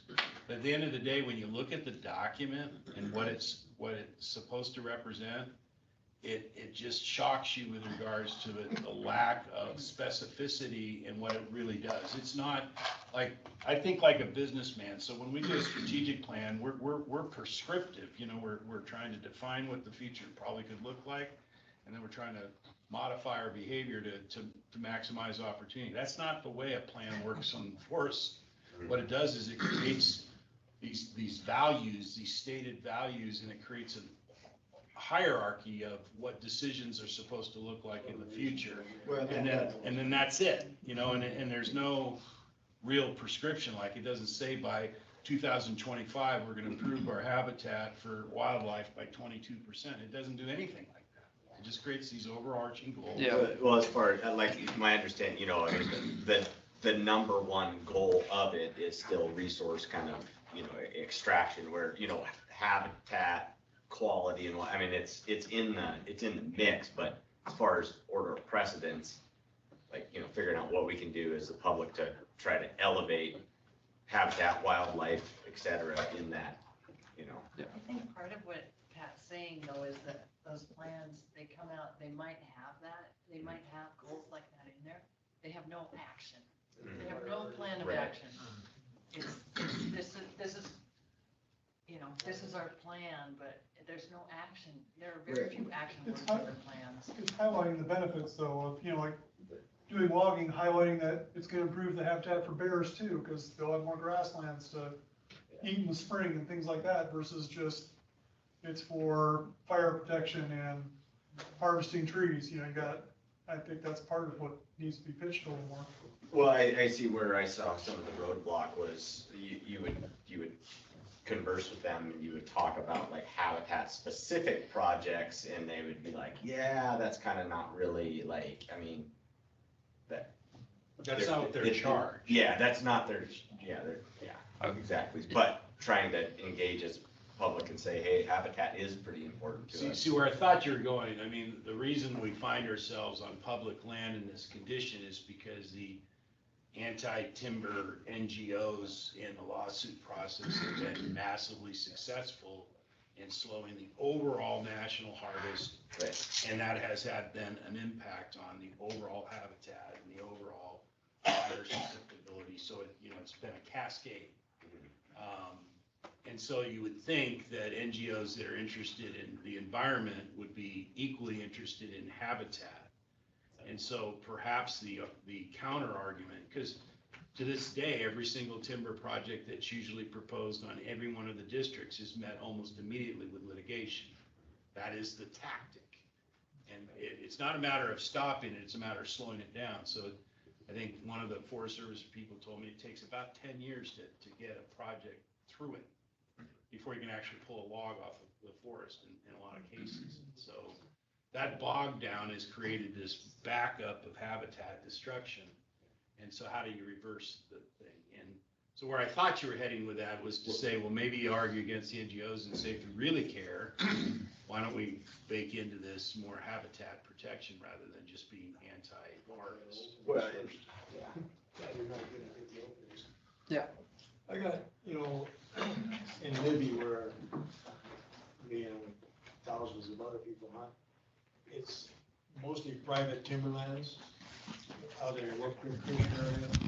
And I don't know who's paying for it, but I've been on several logging jobs that Southern Pines had. And you go up on, even on the logging, the travel roads and the skid trails, it's full of clover.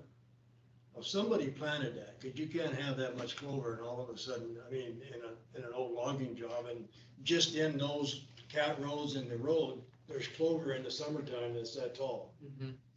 And it's, you know, just about everywhere you go out there. And Stimson seems to, on their private lands, they take a different approach. It looks like they bomb everything with some kind of a killer, and it's just gray when they get done. If you go out there in the fishery and look at some of theirs, there's nothing growing except for the trees that they left. And all the vegetation is gone and everything is gone, even the snow brush has died. So I don't know who's paying for Southern Pines to do that, but somebody is putting some money out for vegetation help. Right. Yeah, I'm not aware of that, unfortunately, but. Yeah, you go up into Summit Springs area and walk behind some of them gates and there's clover everywhere. So we have about 5 more minutes for this topic and then we'll transition into roundtable. I got one question on the game cameras. Mm-hmm. We put out probably 6 to 8, maybe sometimes 10 game cameras throughout the spring and the summer. How are you going to, if a bull comes through, you can watch him all summer and you know it's the same bull. Unless the cow comes through and it's got a scar on her or whatever, you can tell, and we have the same bulls come through the camera all summer long. Now, are you gonna count that as 15 head of elk? Or how are you gonna extrapolate that out to where it's, I mean, you may have 20 elk in the area come through that camera 5, 6 times. Yeah, yeah, and so I'll be honest that I don't fully understand all the modeling process behind it right now, but my understanding is how it works typically is because you have so many cameras on the landscape at one moment, if you have an elk in a picture on camera 1, you know you have an elk on picture and camera 2, you know those are not the same elk, right? Right. And so by using that process of elimination, at any one given moment, you can then say, we know there are at least this many elk, right? Because there can't be the same elk on the same camera at the same time, right? Right. So 50 cameras out of 150 cameras have a picture of elk at the same exact time. You know, there's a minimum of 50 elk, right? And so that's how the extrapolation process starts working from there. So it will use the repeated counts, but it'll be in reference to the other cameras at any one moment. Does that make sense? Yeah. And so. See, I thought you were gonna say that they use TikTok face recognition. Like the old days, we didn't see 10, so we know there's 11 there. Right, right, exactly. Oh, that's smart. Yeah. And then there was a question Shane had online. Shane asked, what qualifies the natural cause that juvenile elk died from? I'd have to double check, but I want to say it was, they caught it and then it died a few days later. And at capture, I remember, I think it was just extremely emaciated and in really poor condition. And they honestly didn't think it would honestly live anyways. But they captured, you know, they put the collar on it and then it died a couple days later. And then I think they did the necropsy and it just was in, you know, had like no body fat, really poor bone marrow, all the signs that it was just in really bad condition. I think that's what that one was. So that's a typical natural cause death. Yeah. Was its mom still alive? I don't remember specifically. Go back and check. Do I understand the initial data correctly, that it seemed that the surveys were showing a relatively stable population of elk? But what we were really investigating is why is the hunt and harvest So we actually saw the survey data was actually, it saw an increase. in elk numbers, In elk population? seen from our surveys in the area, yes, our aerial surveys. We actually saw an increase and then a stabilization, whereas hunter harvest we saw, a lot of fluctuation, but eventually a drop. So they're opposite each other. So that data point seems to actually be contrary to what it sounds to me a lot of us are saying, is that we need to improve the habitat to improve the population, because we think the population's low, right? But it could be distribution too. Yeah, now if you want to. Yeah, Yeah, that's what I'm- Pull up that slide, so Which one, just one of the harvest. Surveys or harvest? slide. 121 or region? 121. And you have like, the silver bullet herd that Yeah, now is just residing in the valley. Well, the other thing I So if you- wondered is, we saw like a very clear photo, I think, that there's a lot less cuts, right? Well, that just makes it a lot harder to hunt too. Yeah, let me Yeah, answer that's a that good first point. question. So what you're seeing is that we're managing for a stable population by reducing opportunity on female harvest. Oh, I see. And so that's when some of the problems that we're hearing is that, people do not have as much opportunity to harvest enough, which they don't. Because we're taking away the female opportunity to try to maintain that population in this range. The other part of that, if he shows you the recruitment part of it, we had that. If it was back. Sorry. That's what happens when you have low. Yeah. The recruitment part of it, you see the recruitment's actually gone down. So there's some things that happened. If you look at like 2010 in our bull harvest, that was probably the highest bull harvest we've had in recent history. And we actually had the highest bull harvest, Falcon bull harvest in the state in 121 that year. And so we hit those bulls really hard, and now we're only producing 20-ish calves per 100 cows. Half of those maybe are bulls. We're probably not recovering that population to replace what was lost, or at least to grow it. The same thing on the female side. So we're staying fairly stable. You probably see the change in distribution on the landscape where those elk are not as available to hunters as they used to be. And we've also limited opportunity, especially on the female side for harvest. So we've been trying to keep that population where it's at. We've been able to do that, but it's come at a cost. But I think there is something to be said a little bit about it being more difficult to harvest. Well, that's, I guess, It's what I was a wondering lot too, is thicker, maybe right? the decrease in the The hunter ability to success really see comes and find from them, difficult terrain, like if all those cuts are gone, it's all grown up over your head down. I think that could. There is some of that, Make but it I think tough. in a lot of Region 1, outside of some of these areas that the cabinets and stuff that are really remote, I'm starting to get the impression that we are actually hitting these bulls really hard. Yeah. We don't see a lot of mature bulls in the landscape. Right. And so another part of this is there's a PhD student kind of looking at that and trying to assess that and looking at bull elk vulnerability in survival. It's kind of suggesting that we're hitting them pretty darn hard. And so that goes back to this recruitment part where you knock the bull population down to a certain level, and we don't have enough young animals growing up to maintain or to grow that harvest. We just hammer them at that same level, and there's not enough to build it back up. Well, I'd think if the habitat's not the greatest out in the Forest Service, because there isn't, the forbs and everything else for them as well. The valley where you've had growth and thinned out trees and everything else becomes more advantageous. They're not pressured necessarily in some of the valley. They're protected. So you have herds that sometimes move into more private lands and then they don't get hunted as much because they're on private land. Yeah, and that's one of the things about the distribution and trying to get a lot of radio colors that we're trying to address. I was actually surprised how many of those animals actually did move up onto the forest during the summer. What will be interesting to see, and we've seen this in other areas, is once hunting season hits, how do those animals react? Because we have seen in areas where even during archery season, they knew something was on and they went to where they're safe, either on private or those areas that are really, really hard to get to. So I want to pause there because we're going to be done at 9 tonight on time for once. So thank you, Zach, and appreciate the presentation. I'm sure we might have you back here in the next year or two to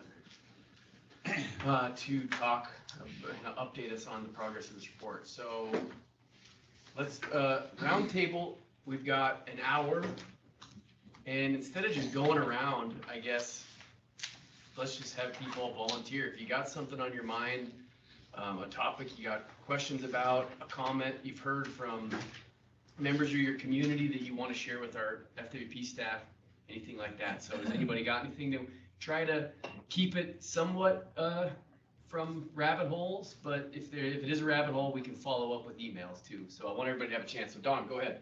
I got one thing on the game cameras.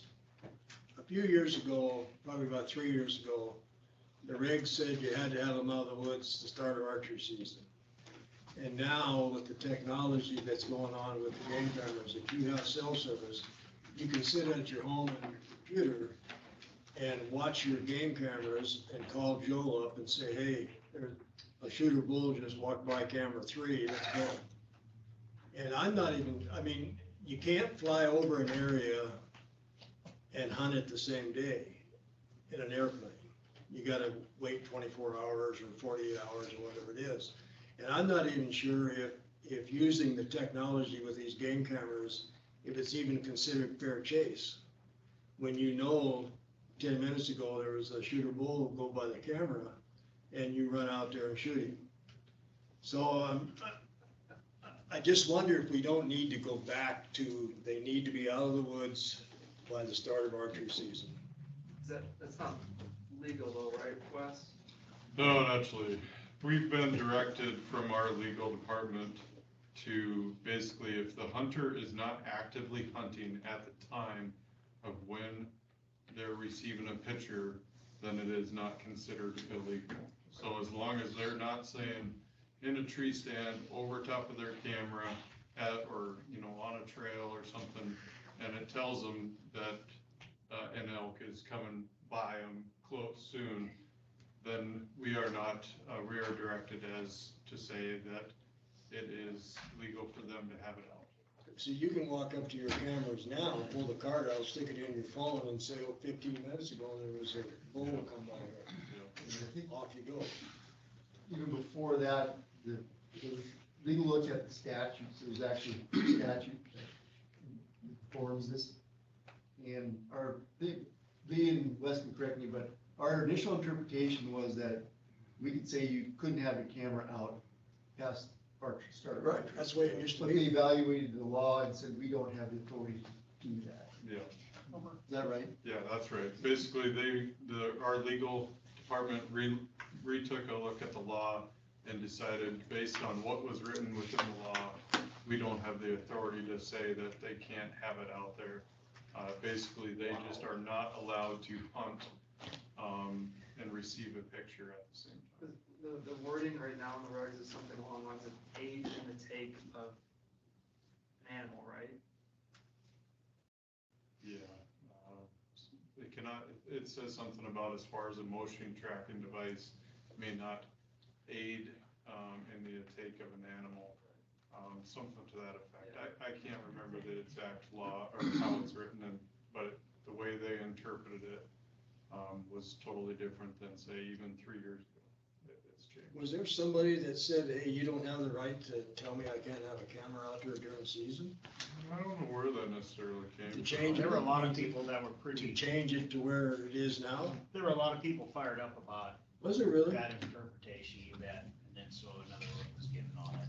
I mean, we put out cameras and we had cameras out there before, and we had them out before archery season started, because that was the rigs.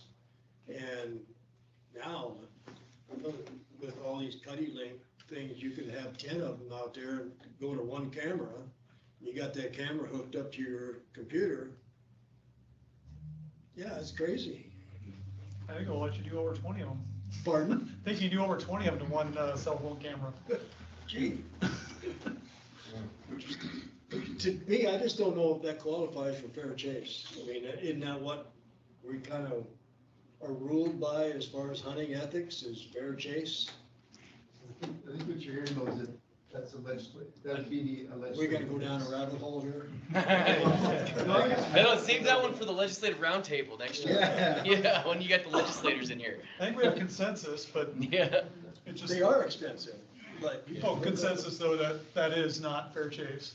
You know, they're $199 for the main one, and you hook all the other ones up to it, and Yeah. you don't even have to leave your house. I'm not sure that is a legislative thing. I do think So if you see something in the hunting regulations that doesn't feel like it's neat, you know, and it's stated at the regulatory side, so it's in the hunting regs, then that's a portion of what really the biennials are all about. So we'll make regulatory changes to a variety of different things. You know, that's like the whole situation with pulling the teeth and mandatory check-ins and all that. That's all been under the purview of the commission, and they have the authority to change those things. And so I think if there was a groundswell of a group of people that said this feels unethical and it seems appropriate, one mechanism would be to file a petition for a regulatory rule change on that. You think that's maybe at the commission level? I think it can. Now, I could be wrong, but, you know, the only time you have to go legislatively is if it states it unequivocally in Title 87, then it's a statutory issue. But if you see it absent, if it says something it'll be under the purview of the commission to set the you know, the standards and ethics and all that, well, then it moves to the commission's authority, and then it's embedded in the regulatory scheme of the department. Well, I'll follow up on that, find out if it's It seems to me like it's an ethical thing for the hunting, for me to be able to sit at home. Well, and it's, you know, there's a lot of different ethical issues, like the whole concept of using night vision, you know, for wolf hunting. There's a lot of people that consider that massively unethical. And then there's other people, especially those that have hunted wolves a lot, that say, yeah, if you think that's a great advantage, go out and try it one night, you know, because it really, you know, We're getting helps a so little. much, so it's so technology driven that no telling what's gonna come out next week. Right. You know, and it just takes away the whole concept of the hunting experience to me, to be able to sit at home and hunt. Well, it's as simple as if it's a statute, if it's 87 code, I was trying to look it up, but it'll take a while. But if it's 87 code, our guys there, Durham, Cuff, and Gunderson are all very happy to take things like that, because that would just take a tweak. It's not getting rid of trail cams. I know a ton of people that want them out there. I have them set for 8 months. I don't hunt off them. I just got cool pictures of grizzly bears. Oh, you get some wolf. candies. But you get it as simple as just can't have ones that relay that information, or even relay that information during the season that species is legally being pursued. You know, And so that could either be the commission cleaning it up, or it could be the state if it's a code. Because right now, there's a lot of areas out where we hunt where we don't have cell service, but pretty soon, InReach, Garmin is gonna come out with, you buy a subscription for their satellite, and you can put them babies anywhere then. So, I'm up real quick, and so it's a two-part thing, actually. So the statute makes it illegal to use a motion tracking device to aid in hunting, or to be used while hunting. The commission, they define what a motion tracking device is. So it's kind of a twofold thing. So it's illegal to use it while hunting, and the commission they define what an actual motion tracking device is, which includes trail cameras. Yeah, that's why when the legal took another look at it, they determined the definition of wild hunting didn't reflect to if you were sitting in your house and then you got the picture and realized the elk was there, and then you began your hunt and went out there.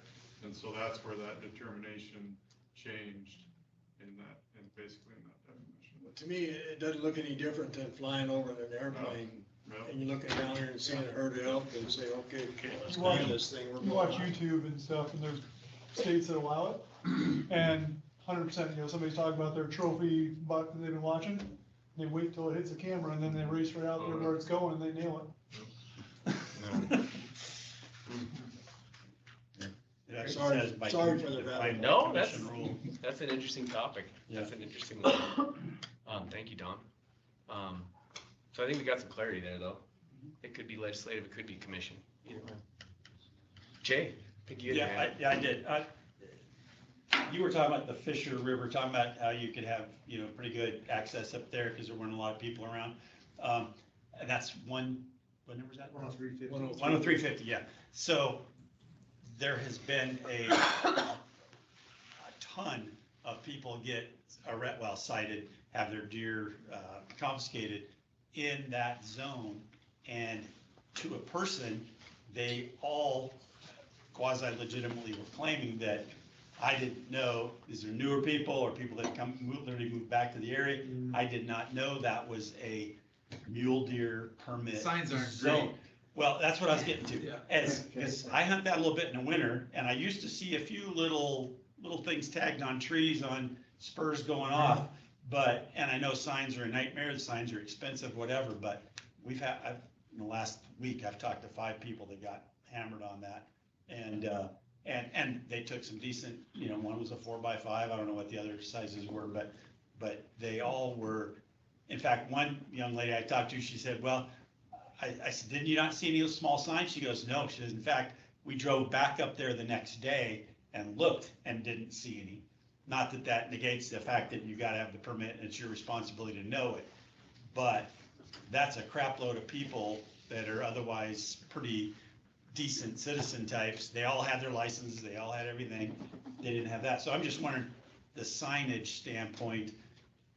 We put them out every year. Yeah, I know, and they get disappear shot. almost as fast I as we get put it. 'em out, so I get it. well, people just take it down. But I'm just saying, that's just something that, just should be aware of, that, I mean, I don't know if they're just little things you guys could staple up when they. I mean, they're only like this big. Right. They're really easy to go I understand. past. I mean, And, maybe if the something Wolf bigger Creek, would be- Wolf Creek turnoff, you have something a little bigger, but it's gonna get trashed, it's gonna get shot, it'll get pulled over, whatever, but. Surprisingly, all them, if you've been up further up Wolf Creek and you see all the SPP, Wolf Prairie Ranch, Special Use Area, he must have 60 or 70 or more signs up, and then he put like 12 or 13 gates up. And I haven't seen a bullet hole in any of them yet. And I'm surprised. I figured that'd be a nightmare for you guys. You got a lot of calls up there? It's becoming more and more known that area is closed off and so forth. And I think There's a lot less hunters up there. Yeah, a lot of the hunters It's like a ghost town up there now. They're having to find different areas to go hunt than what they used to, which is gonna be a change over the next couple of years. One thing, Jay, with that permit area or any other Signs permit like area, this. they do have the gospel. Oh, I hammer on that, yeah. Of the regs. I get it. We try, in enforcement, it's a balancing act, that, okay, let's go a little extra mile here at these access points, we'll even put up a sign to try to help them out. Yeah. And then even the same person will have it right on their onyx, that they've got that subunit. There's a lot of ways to do it, but you still get some people that still haven't taken that time or even learned that you have to go with those regulations. I hunt a permit area east of the mountains in Chota where I grew up in 441. There hasn't been a sign up on that. Right, I was gonna say, if you imagine the precedent that sets, if you suddenly have to mark every special draw unit or every units that have subunits. I wasn't trying to get that way, I was just, some kind of thing, this is such and it's tons of Kalispell come over, because they come the back way through the Trigo Fortine and drop down to Wolf Creek and all that stuff, and it's the perfect McKillop circle to do Kalispell loop or from our side, so, I don't know, a lot of people are getting nailed, of course, they're gonna be, they're emissaries to go out and say, well, that just cost me $1,000, and I'll be more careful, so, and I lost my deer, one of the deer got seized and said there's food pantry, so, it's all good, it's I just thought about the little paper signs, if, stapling them up when the biologist drives through, even if somebody tears them down. Okay, we do. I know. I put them up one year, Tommy put them up, John, and. Pam put them up Pam a lot put this 'em up. year. Yeah. We try to put them on every road into that area. Yeah. Every access point, and I'll go back there in a couple weeks. One thing that would, just, I guess, personal or thing is, SPP put up all those signs on, and a lot of it is drive-through only, you can't, you can drive to Forest Service or some state. But up at the 3 mile on Sinclair Creek, once you get up there, you're out of the special use area, but there's no sign that tells you you're out of the special use area. You got Onyx, you know you are, because you can see, because they got a stripe now. But you go into Lost Trail Game Refuge, when you come out of that and go into the private, there's a sign right there by the gate that says leaving Lost Trail Game Refuge. I don't know why they couldn't put a sign up when you come out of that special use area where you can, so people know where they can hunt. But like you say, it's the people's responsibility to know where the heck they're at. Yeah. But it's just confusing. And read the sometimes. books. It's just, that one just. Yeah, that was. It's. I figured that It's would an happen attractive the first- nuisance first because there's year. so many people here from this side and that side. Yeah. But I had one person call me today about a hunting district and the legal description boundary. Hunting district 170 from the Swan all the way up to like Highway 2. It says that boundary is the national forest line, but it's not truly. It's the administrative line, I guess, but it can be partway into the private properties by ways and then back over. So you'd be hunting on private land, not on the Forest Service. Think you're in the 170 district. You're actually in the 140 district or something, which has different regulations. Aren't they adjusting 170 boundary this year? Trying to? To include a piece that was inadvertently left out of Lost Trail, which is an island amongst itself, it doesn't belong to a hunting district right now. We've had those conversations with our folks in graphics, and they're concerned that some of those boundaries change, and then we have to mark the Forest Service boundary. But the intent was it follow the actual property line, but what it came out is it's the Forest Service boundary line, which you're right, that does not. There are parts of that are public or private that are within the boundary of the administrative forest. So it's something where we're trying to figure out how to address it, to work with it. I don't know what the answer is gonna be, but, we got a little bit of pushback and doing something other than the administrative one. So we're still working on it. Yeah, 'cause my friend didn't have Onyx. He thought he was in 170, then all of a sudden he had to ask somebody, and they're like, no, you're not in 170. And scratch his head, he's like, he read the book, and it told him anywhere outside the Forest Service, you're good. This is Forest Service boundary is what Right. it says. Well, before I had Onyx, I hunted Idaho a lot, down in Sanders County. Any other topics or questions or comments? Yeah, Ian. I don't know, maybe just for Neil, it just like, what's the, is there much like big picture discussion going forward, I guess, as far as CWD management on the whole, as far as like objectives? Okay, we have Libby, we've gone in and, you declare war in Libby. It looks like in the regulations, I mean, we're setting ourselves up that we, might find a problem and declare war on the 103 district. And then, we haven't found it yet, but with the mandatory testing, and then there's some 600 districts that are, I mean, we're really stepping up pressure, I guess.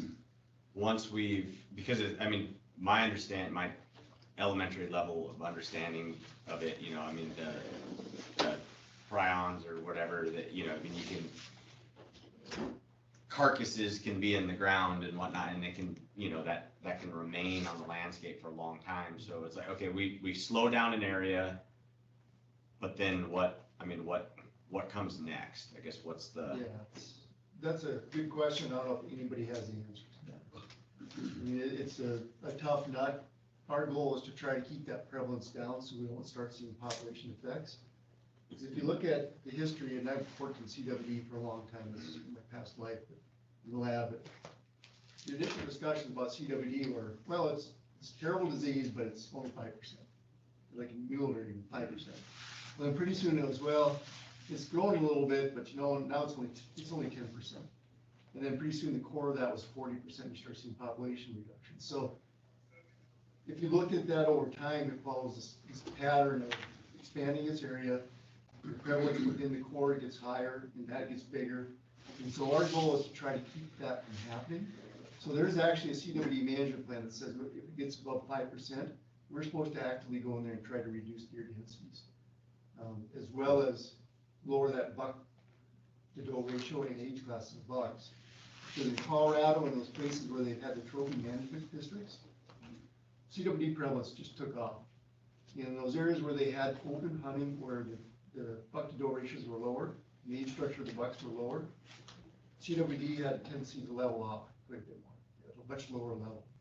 So there's a dynamic there in having these older age bucks, which are about 4 times as likely to be CWD positive as a doe.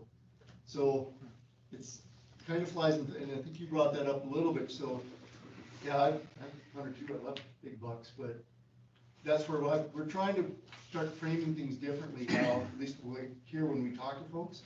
Okay, you want this. So what are the benefits and what are the costs? You put that in front of folks so that when they're making these decisions to support going one way or the other for a season setting process, they have all the information and they're actually weighing things. Because I think folks, and we all do this, you look at only the positive part of what you want to do. You're not thinking about all the other things that might impact by making that change. And so what's the goal? The goal is to try to keep this thing as low as it possibly can. We're hoping that at some point either science or Mother Nature is going to figure out how to handle this and we'll get out of it. But right now that's not happening. How much tracking or is there much fear or monitoring on, I've been reading a few studies on it where, you know, they've been, well, definitely in like captive populations, near breeding areas and whatnot, they've been finding, I mean, portions of the population that just seem genetically resistant to CWD, and is there potential with our, you know, intensive, you know, are we, okay, so we reduce the population, yes, we slow CWD, but did we also really reduce the portion of the population that has CWD resistance? So I almost wish they wouldn't use that term resistance because it's actually not accurate. They're all susceptible to CWD. There are certain genotypes that persist longer and or maybe a little bit less likely to get it, but they still get it and they still die from it. So instead of living to be 2, they might be able to live to be 3 or 4. And so those are in a minority in the population. So you have to think of it this way. Why are they in a minority in the population? There's some other environmental factor out there that, you know, goes against them. And now CWD is saying, well, those are the ones that can maybe live a little longer, but there's probably some other environmental factors that reduce that genotype for some reason. So I don't know. I think Wyoming's putting a lot of hope in, hey, maybe that genotype will become much more prevalent in the population, and we won't see the population declines. We'll still have CWD. We'll still have animals die from it, but we'll get them to an age where they can reproduce and maintain themselves. Will that happen? I don't know, because there may be other environmental factors that can keep that genotype. Maybe there's genetics of certain animals, just like humans, you know. Well, it is, but you know, typically if there's a genotype out there that's a low proportion of the population, there's typically a reason for it. It's going to be selected against, if you will. And so now hoping that that's going to be your savior, I'm a little bit concerned that there are other things that happen. I guess that it's more of the Region 6 district. I guess I look at the, you know, the attempts over there and I kind of wonder, you still have the dynamic over there. I mean, I don't know, just having hunted primarily public land, you know, all that, like, I mean, these high densities that we talk about that, you know, lead to CWD transmission, it just doesn't seem like the public land is, you know, really the vector for, you know, those high densities. You know, you have, okay, we have this 600 district and, okay, we dump a bunch of extra tags to increase our harvest. Well, we're already, well, one, what did last winter do? You know, because I mean, I think there's been a pretty significant decline in deer populations in eastern Montana in general, but then we increase the pressure on the public land. Well, most people that are over there hunting, they're complaining that they're not seeing the density that they used to anyway. But the hotbed, you know, really is what that private ranch or something else that, you know, Yeah, I think it's probably a bigger area than that private ranch. I mean, we will never know where it started. I mean, we have a little bit advantage here in Libby, because we actually have enough samples where we can say, hey, this core area right here is really hot. Libby Central. Libby Central. But I don't, the samples are a little bit more dispersed out there. So that area with that's considered hot is a little bit bigger. And you want it to be the area you're going to be managing bigger than what you think the hot spot is. So it's one of those bad things, right? We're ending up having to kill deer to try to save deer, which seems counterintuitive. That's the only tool we have in the playbook. In Wyoming took a completely different approach than like Colorado and a lot of other places. They said, they're just gonna, we'll serve as the control, we just watch it happen. And what, do we have much, Like that. what is the population trends done? They're seeing areas where the population is starting to decline in areas where they've got high prevalence of CWD. Like what, just out of curiosity, this is just out of ignorance, like what, like 40% what's prevalence. prevalence, and then, and so that is a 100% death sentence over time then? Yeah, so if you get the prion, you get CWD and you're a deer, you're gonna die. Same with elk, same with moose, it's a death sentence. So when 40% of that I don't even know if it has to be quite 40%, you get around 20%, probably start seeing population declines. And so, yeah, they're gonna die from it, and you get enough animals that can't live past 2 years old. Now you're having a breeding population that's actually almost the entire population that's maybe 2 years older on average. And so they're trying to maintain themselves when they've got 1 or 2 birth cycles in terms of build. Yeah, it's just, it's a tough one, because it's so contrary to everything we want in life, I've heard. Well, You know? I hear you, I mean, it's a terrible disease, it's a really tough thing to manage for, like, so you end up trying to kill deer to save deer. And so the approach we've taken in Libby is, we'd rather have that as a little bit of a sacrifice area where we're gonna really try to lower density. So instead of animals maybe moving out of that area and moving CWD, I'd rather have animals moving into it because there's vacancies there. And hopefully that will keep it from spreading. But we've gotta harvest a lot of deer to do that. Well, it just seems like it's a tough order when you have, or tough task when you have, I mean, lands that are kind of, you know, I mean, they're just gonna be off limits to hunting, or people have. That's you what know, killed it that is in growing Wisconsin. So Wisconsin actually took almost a scorched earth approach, and they really went after this. And it was taking a while, but they're starting to see some reductions in prevalence, but landowner tolerance for that, we need some public tolerance for that faded. And they didn't like the fact that they were killing deer to try to save deer. And so people started to stop participating in it. And so you had these little areas of refuge, and the whole thing just went. Have we seen it go anywhere, like, I don't know, somewhere it's been for a while, has anybody seen it, like, okay, so we've slowed it down temporarily, now the populations have come back, do you see it reestablished in the same areas, or do you pretty well fix it, or do we not know that? Once it's there, it's there. There's no fix. The only fix is to try to reduce prevalence, to keep it as low as possible, and the tools are pretty heavy-handed. New York was the only state there for a while that actually found a CWD positive and think they made it eliminated. And the only reason they think so is maybe they caught that first deer that somehow got there, and it hadn't transmitted it to anything else. But everywhere else where they found it, the area starts to expand, you start to get higher prevalences. The only goal, or the only thing you can really effectively do is try to keep that prevalence down. Pass the education along of making sure whatever's harvested in that area goes to landfill rather than back out into the woods. Because I think we can be our own worst enemy, and we'll never know exactly what happened to Libby, but to me, it makes a lot of sense that we probably got Samples from hunter harvested game really help FWP track prevalence of CWD, and we're starting to slack off. So the department has some good videos, or you bring a critter in here, they'll sample it for you. But it's really important that even out here where, thank goodness it's not here yet, turn in some samples so they can track what's moving. And I do think, in terms of mule herd management, there are gonna be some really tough questions to be answered in that 10350 area.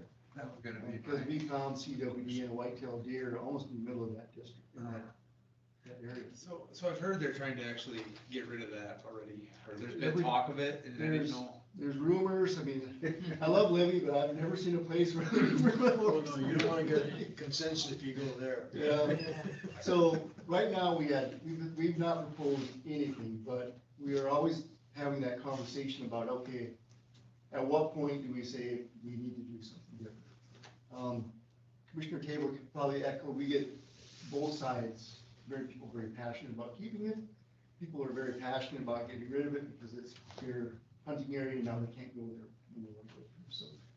So it's. Is that even being driven by the idea that if you grow bigger bucks, older bucks there, you're gonna establish CWD? Is that?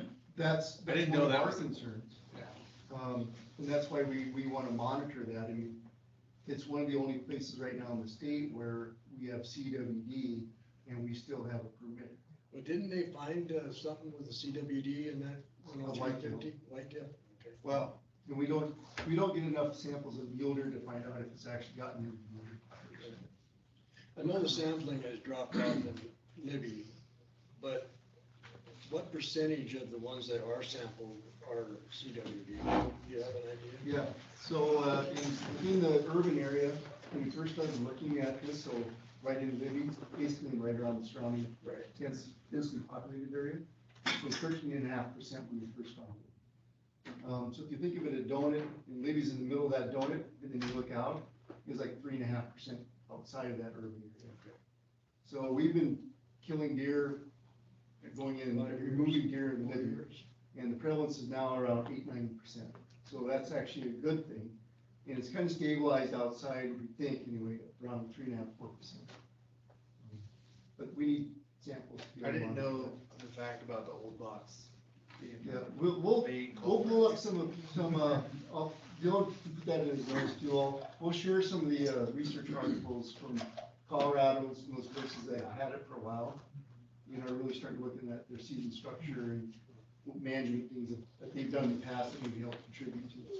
You know, the CWD area around Libby comes clear out to the Fisher River and up McKillop to the highway and then back to Libby. It's like almost a 12-mile radius. When they come in to check, do they say, okay, I shot this one, which is, say, Doe Creek, which is 20 miles from Libby? You know. So when they come in and they check their deer, the only way we will test it is if they say, I got it. We have a mark on the map. Okay, so it's useless. Otherwise, yeah, it's pretty useless, because if we found it's positive and we didn't know where it came from. Right. Then we're sitting wondering what's there. I did a sample today, and it was lat longitude, from Onyx, we shoot it, there it is. And I know exactly where it was harvested. Neil, can you explain just real briefly what those old bucks? Harvested deer? What's that? Yeah, that Is was the my testing- question. Yeah, there's there's not a really good live animal test. We've tried that before. You can take lymph nodes from like the eye or the rectum. Right. But it's really hard to get those. You have to have your hands on the animals and it's not 100%. Right. So right now, the only real good test is on dead animals. They're working on other things for like blood tests. What about, highway kill deer? Do you do testing on those? We do. So there's two different things. If you're trying to find the disease, you want to look at everything, especially the most susceptible animals. So roadkills and bucks have a higher prevalence of CWD than the average deer running around in the woods. So when we're trying to find it, we'll take all of those things. When we're looking at prevalence, we want more of a random sample, so we're using hunter harvest only in ones that we might remove because we're kind of put traps out everywhere. Yeah. So yeah, it depends on where you're at, but if we're looking to conduct surveillance to try to find it, yep, we'll look at roadkills, symptomatic animals, we're always testing those, as well as hunter harvested animals. I asked that because I live in the swamp Mhm. and highway. Yeah, roadkill's a lot. Highway There's a really 83, big highway population 83. of whole deer. Medicine Alley. Deer population, Yeah. even bears, and And so the survey areas kind of rotate around the state in terms of what the priorities are. yeah. And so when it comes back here, then we make a little bit more effort to try to go out and get those. We just don't have the staff to go throughout the entire region and pick up. There's a lot of them. Yeah, so right now, you know, the priority areas are, for us, annually, we wanna monitor what's going around Libby. And then as it comes back to Region 1, we'll be looking at the rest of the hunting districts again and doing that check. You know, could you just give them maybe the 1 minute spiel on why those older bucks are more susceptible? Yeah, so, I mean, if you think about behaviorally, especially during rut, I mean, how many animals of those bucks come into contact? Oh, sure, they're interacting. And so they're interacting both with bucks, with does, scrapes. Unsafe sex. Yep, so you can find STD. these ions in body fluids, so even when they're rubbing your eyes and stuff, doing those scrapes, you're probably leaving CWD on there, so it's vitamin. So there's a lot of behavioral things that probably contribute to that.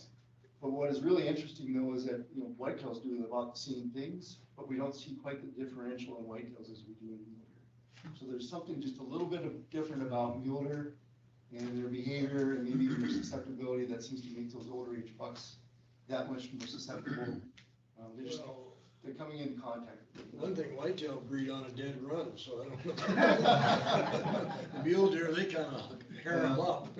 Yeah, so we'll share some of those articles from Colorado and a few of the other states that talk about some of the season types and what they've observed with the CWD.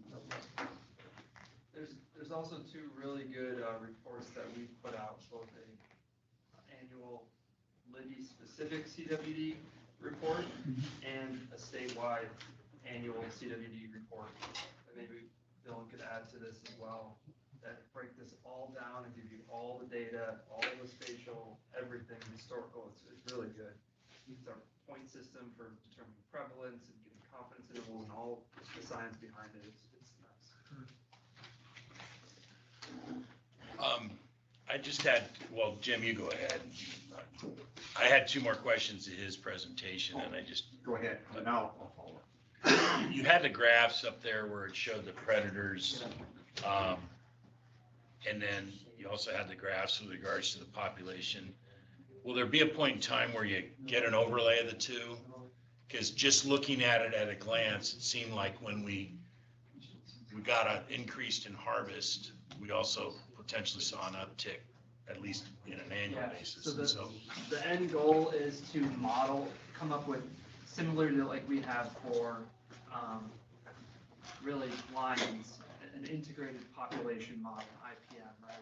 And so the idea is we're going to use harvest, survey data, and vital rate data, and then integrate carnivore harvest as well into that to get a population trajectory. So in the final product, yeah, it will incorporate all that as well. Okay. The predator attributes as well, predator populations, yeah. That's the dream state, I think. You know, Yeah. obviously when you have multiple predators, multiple ungulates, Yeah. and all sorts of other issues, managing the variables is really hard, but trying to create a correlative relationship so you can get to potentially a sweet spot to target for a predator in relationship to the number of ungulates in the area, and that would be, wouldn't that be wonderful? If we could ever get there. You, I guess on that, would you look at, I mean, I guess, are you looking at the bounds on this project? Is it 121 only? Yeah. So where you would, because I guess that where I see it becomes really difficult to, like, we try to model each, you know, population of each predator, but then they're not on the same geographic boundary. You know, you have northern continental divide, grizzly bear population, and the this and the that, and. Yeah, the idea is to ideally come up with a model that we can extrapolate for the whole region, probably at a hunting district level though, and using the available data. So we'll use the elk data that we get, the vital rates, the female survival, the calf survival, the pregnancy. And we'll probably extrapolate that out to the region and assume it's fairly similar for the elk, but then we'll use the harvest specific data for the carnivores, you know, per hunting district, because that can be so variable to, you know, incorporate that into the model. And then obviously you have the habitat side of things, and that'll be pretty ubiquitous. If cut is this old, this, stage, it's probably gonna the same attrition in 121 as it would in 100, right? So the things that we feel we can extrapolate fairly across the region, we will, but the things that vary substantially, we'll probably do it hunting district specific. I think it'll be really interesting to see what comes out of the trail cam portion of that, because I think that's a really tall order to establish accurate population estimates, but it's not that much of a stretch to say, hey, we see 10 elk come through, and for every 10 elk, we see 1 wolf, 1 bear, 1 lion, Right. and is that resulting in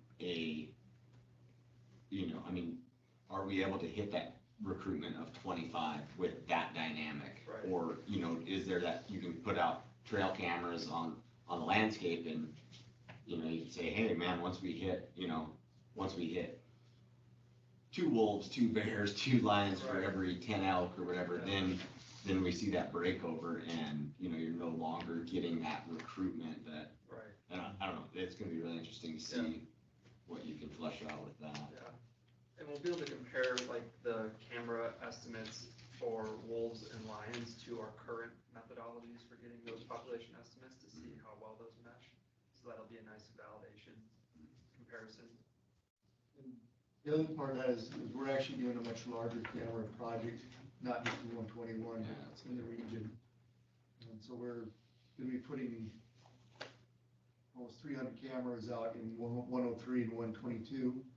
And then 103 is gonna stay the same, then we're gonna rotate probably with 2 other hunting districts around the region to try to one, fine tune the methodology as well as start getting better information.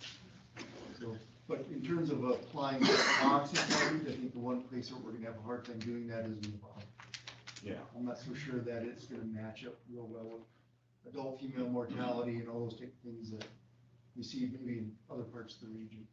It's just a different beast in there. Well, and the Wilderness Act somewhat limits what you can and can't do. Yeah, well, yeah, and so when we proposed this, there are three areas we proposed to do this study. One was in Thompson Falls, one was in the Bob, and then there's another one up the Tally Lake area, which was always gonna be our third choice anyway. And we chose this one because of the lack of management ability in the Bob Marshall, in terms of working with the Forest Service. What can we really do in terms of manipulating harvest, whether it's on elk or carnivores, because a lot of that's just location. We can increase the mountain lion quota of eliminating them, and we're not gonna see a big difference in harvest. Same with wolves, same with bears. So that's one of the reasons why we picked 121, because we felt that was more representative of the region and a place where we could actually impact the bigger part of the region, where there's actually on the ground management that we can inform. So we got about 15 minutes. Any citizen advisors? Any other topic you want to bring up? Anyone? I know Jim has his hand up, but I want to, advisors or anybody online, Kayla or Shane, if you have anything you want to mention? Jim, go ahead, I think. Thank you, I'll make it quick. I volunteered at a check station last weekend, and if you've never done so, I encourage you to do it. It's a barrel of fun. And you're gonna see a cross-section of hunters that, way beyond. It's just so great. Talk to your local biologist or talk to Neil, and he'll hook you up. I worked the last couple hours of daylight, I was on Highway 2, and an hour in the dark till it shut down, but kids, families, only one grumpy guy, so that wasn't bad. And, I didn't hunt last week. Marine. Ian didn't come through, we had. But it really is, it's really an eye opener to do it, and it's a barrel of fun, so I'd encourage you to do it. You can just take data, or you can get as muddy and bloody as you want, so they'll find something for you to do. That's a great idea, Jim. Yeah, so Flathead Wildlife, our December meeting will be the 13th, Wednesday, and I'll send Neil, or Dylan the invite. Is our hunter celebration to be right here. And we start off with wild game snacks, and we're gonna have Carrie Gabriel bring the birds in, and it's worth it for the saw-whet owl alone. We will do raffle raffle about door here for the kids present. And then we're gonna ask Neil and his crew to give a wrap up with the hunting season, and we'll have game check station photos. So it's just a good hunter celebration. It's worth doing. The last thing, you know, we kind of worry about getting kids involved in the outdoors. And Monday night, I was over at the Flathead 4-H shooting sports program, and it was their orientation, and it was jammed. There were 250 kids there. Every class was full, and it's just an amazing program. And they really emphasize safety, but they also teach marksmanship, air rifle, air pistol, archery, muzzle loader, shotgun, rimfire. And some of those kids are really good. Some of them go to nationals every year. Mondays and Thursdays, 4:30 under the grandstands, and you can just drop in and see it. But it's really encouraging to see the number of kids out there. Great program, Flathead Wildlife. We donated $1,000. It's a great program, so check into it. They're always looking for volunteer instructors, and they can train you. I did want to briefly mention that the time to monitor what's happening with those amendments, like I said, is the 2 weeks preceding the actual commission meeting.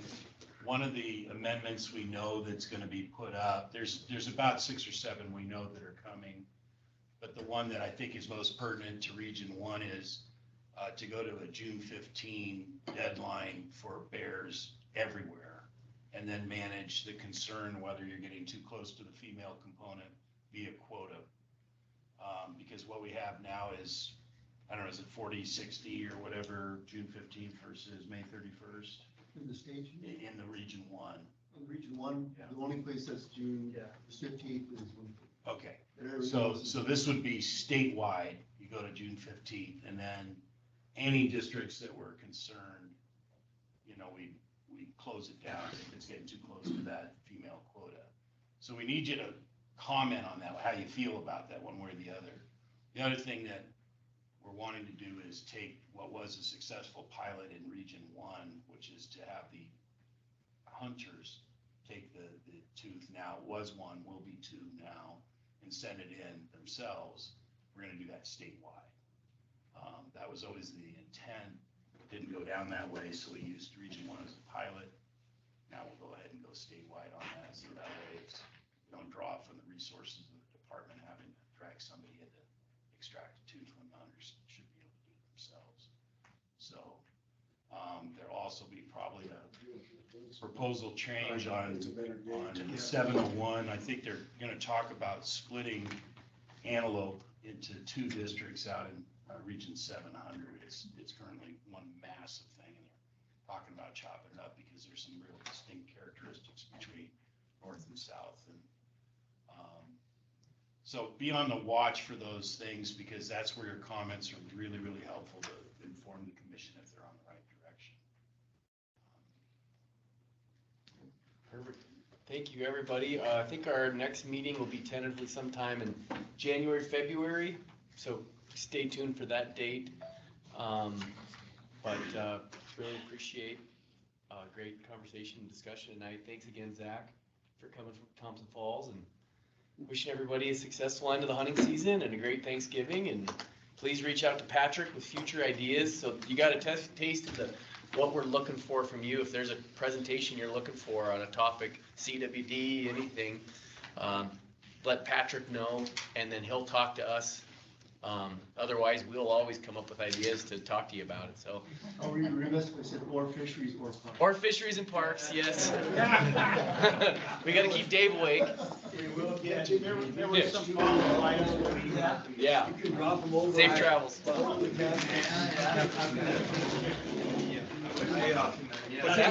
Take a piece of chicken within 2 minutes and Walmart tomorrow. No. I got a little leftovers there. Thanks for joining us 2 nights in a row. Really appreciate it. I say you're like. Yeah, well, and I had a few good nice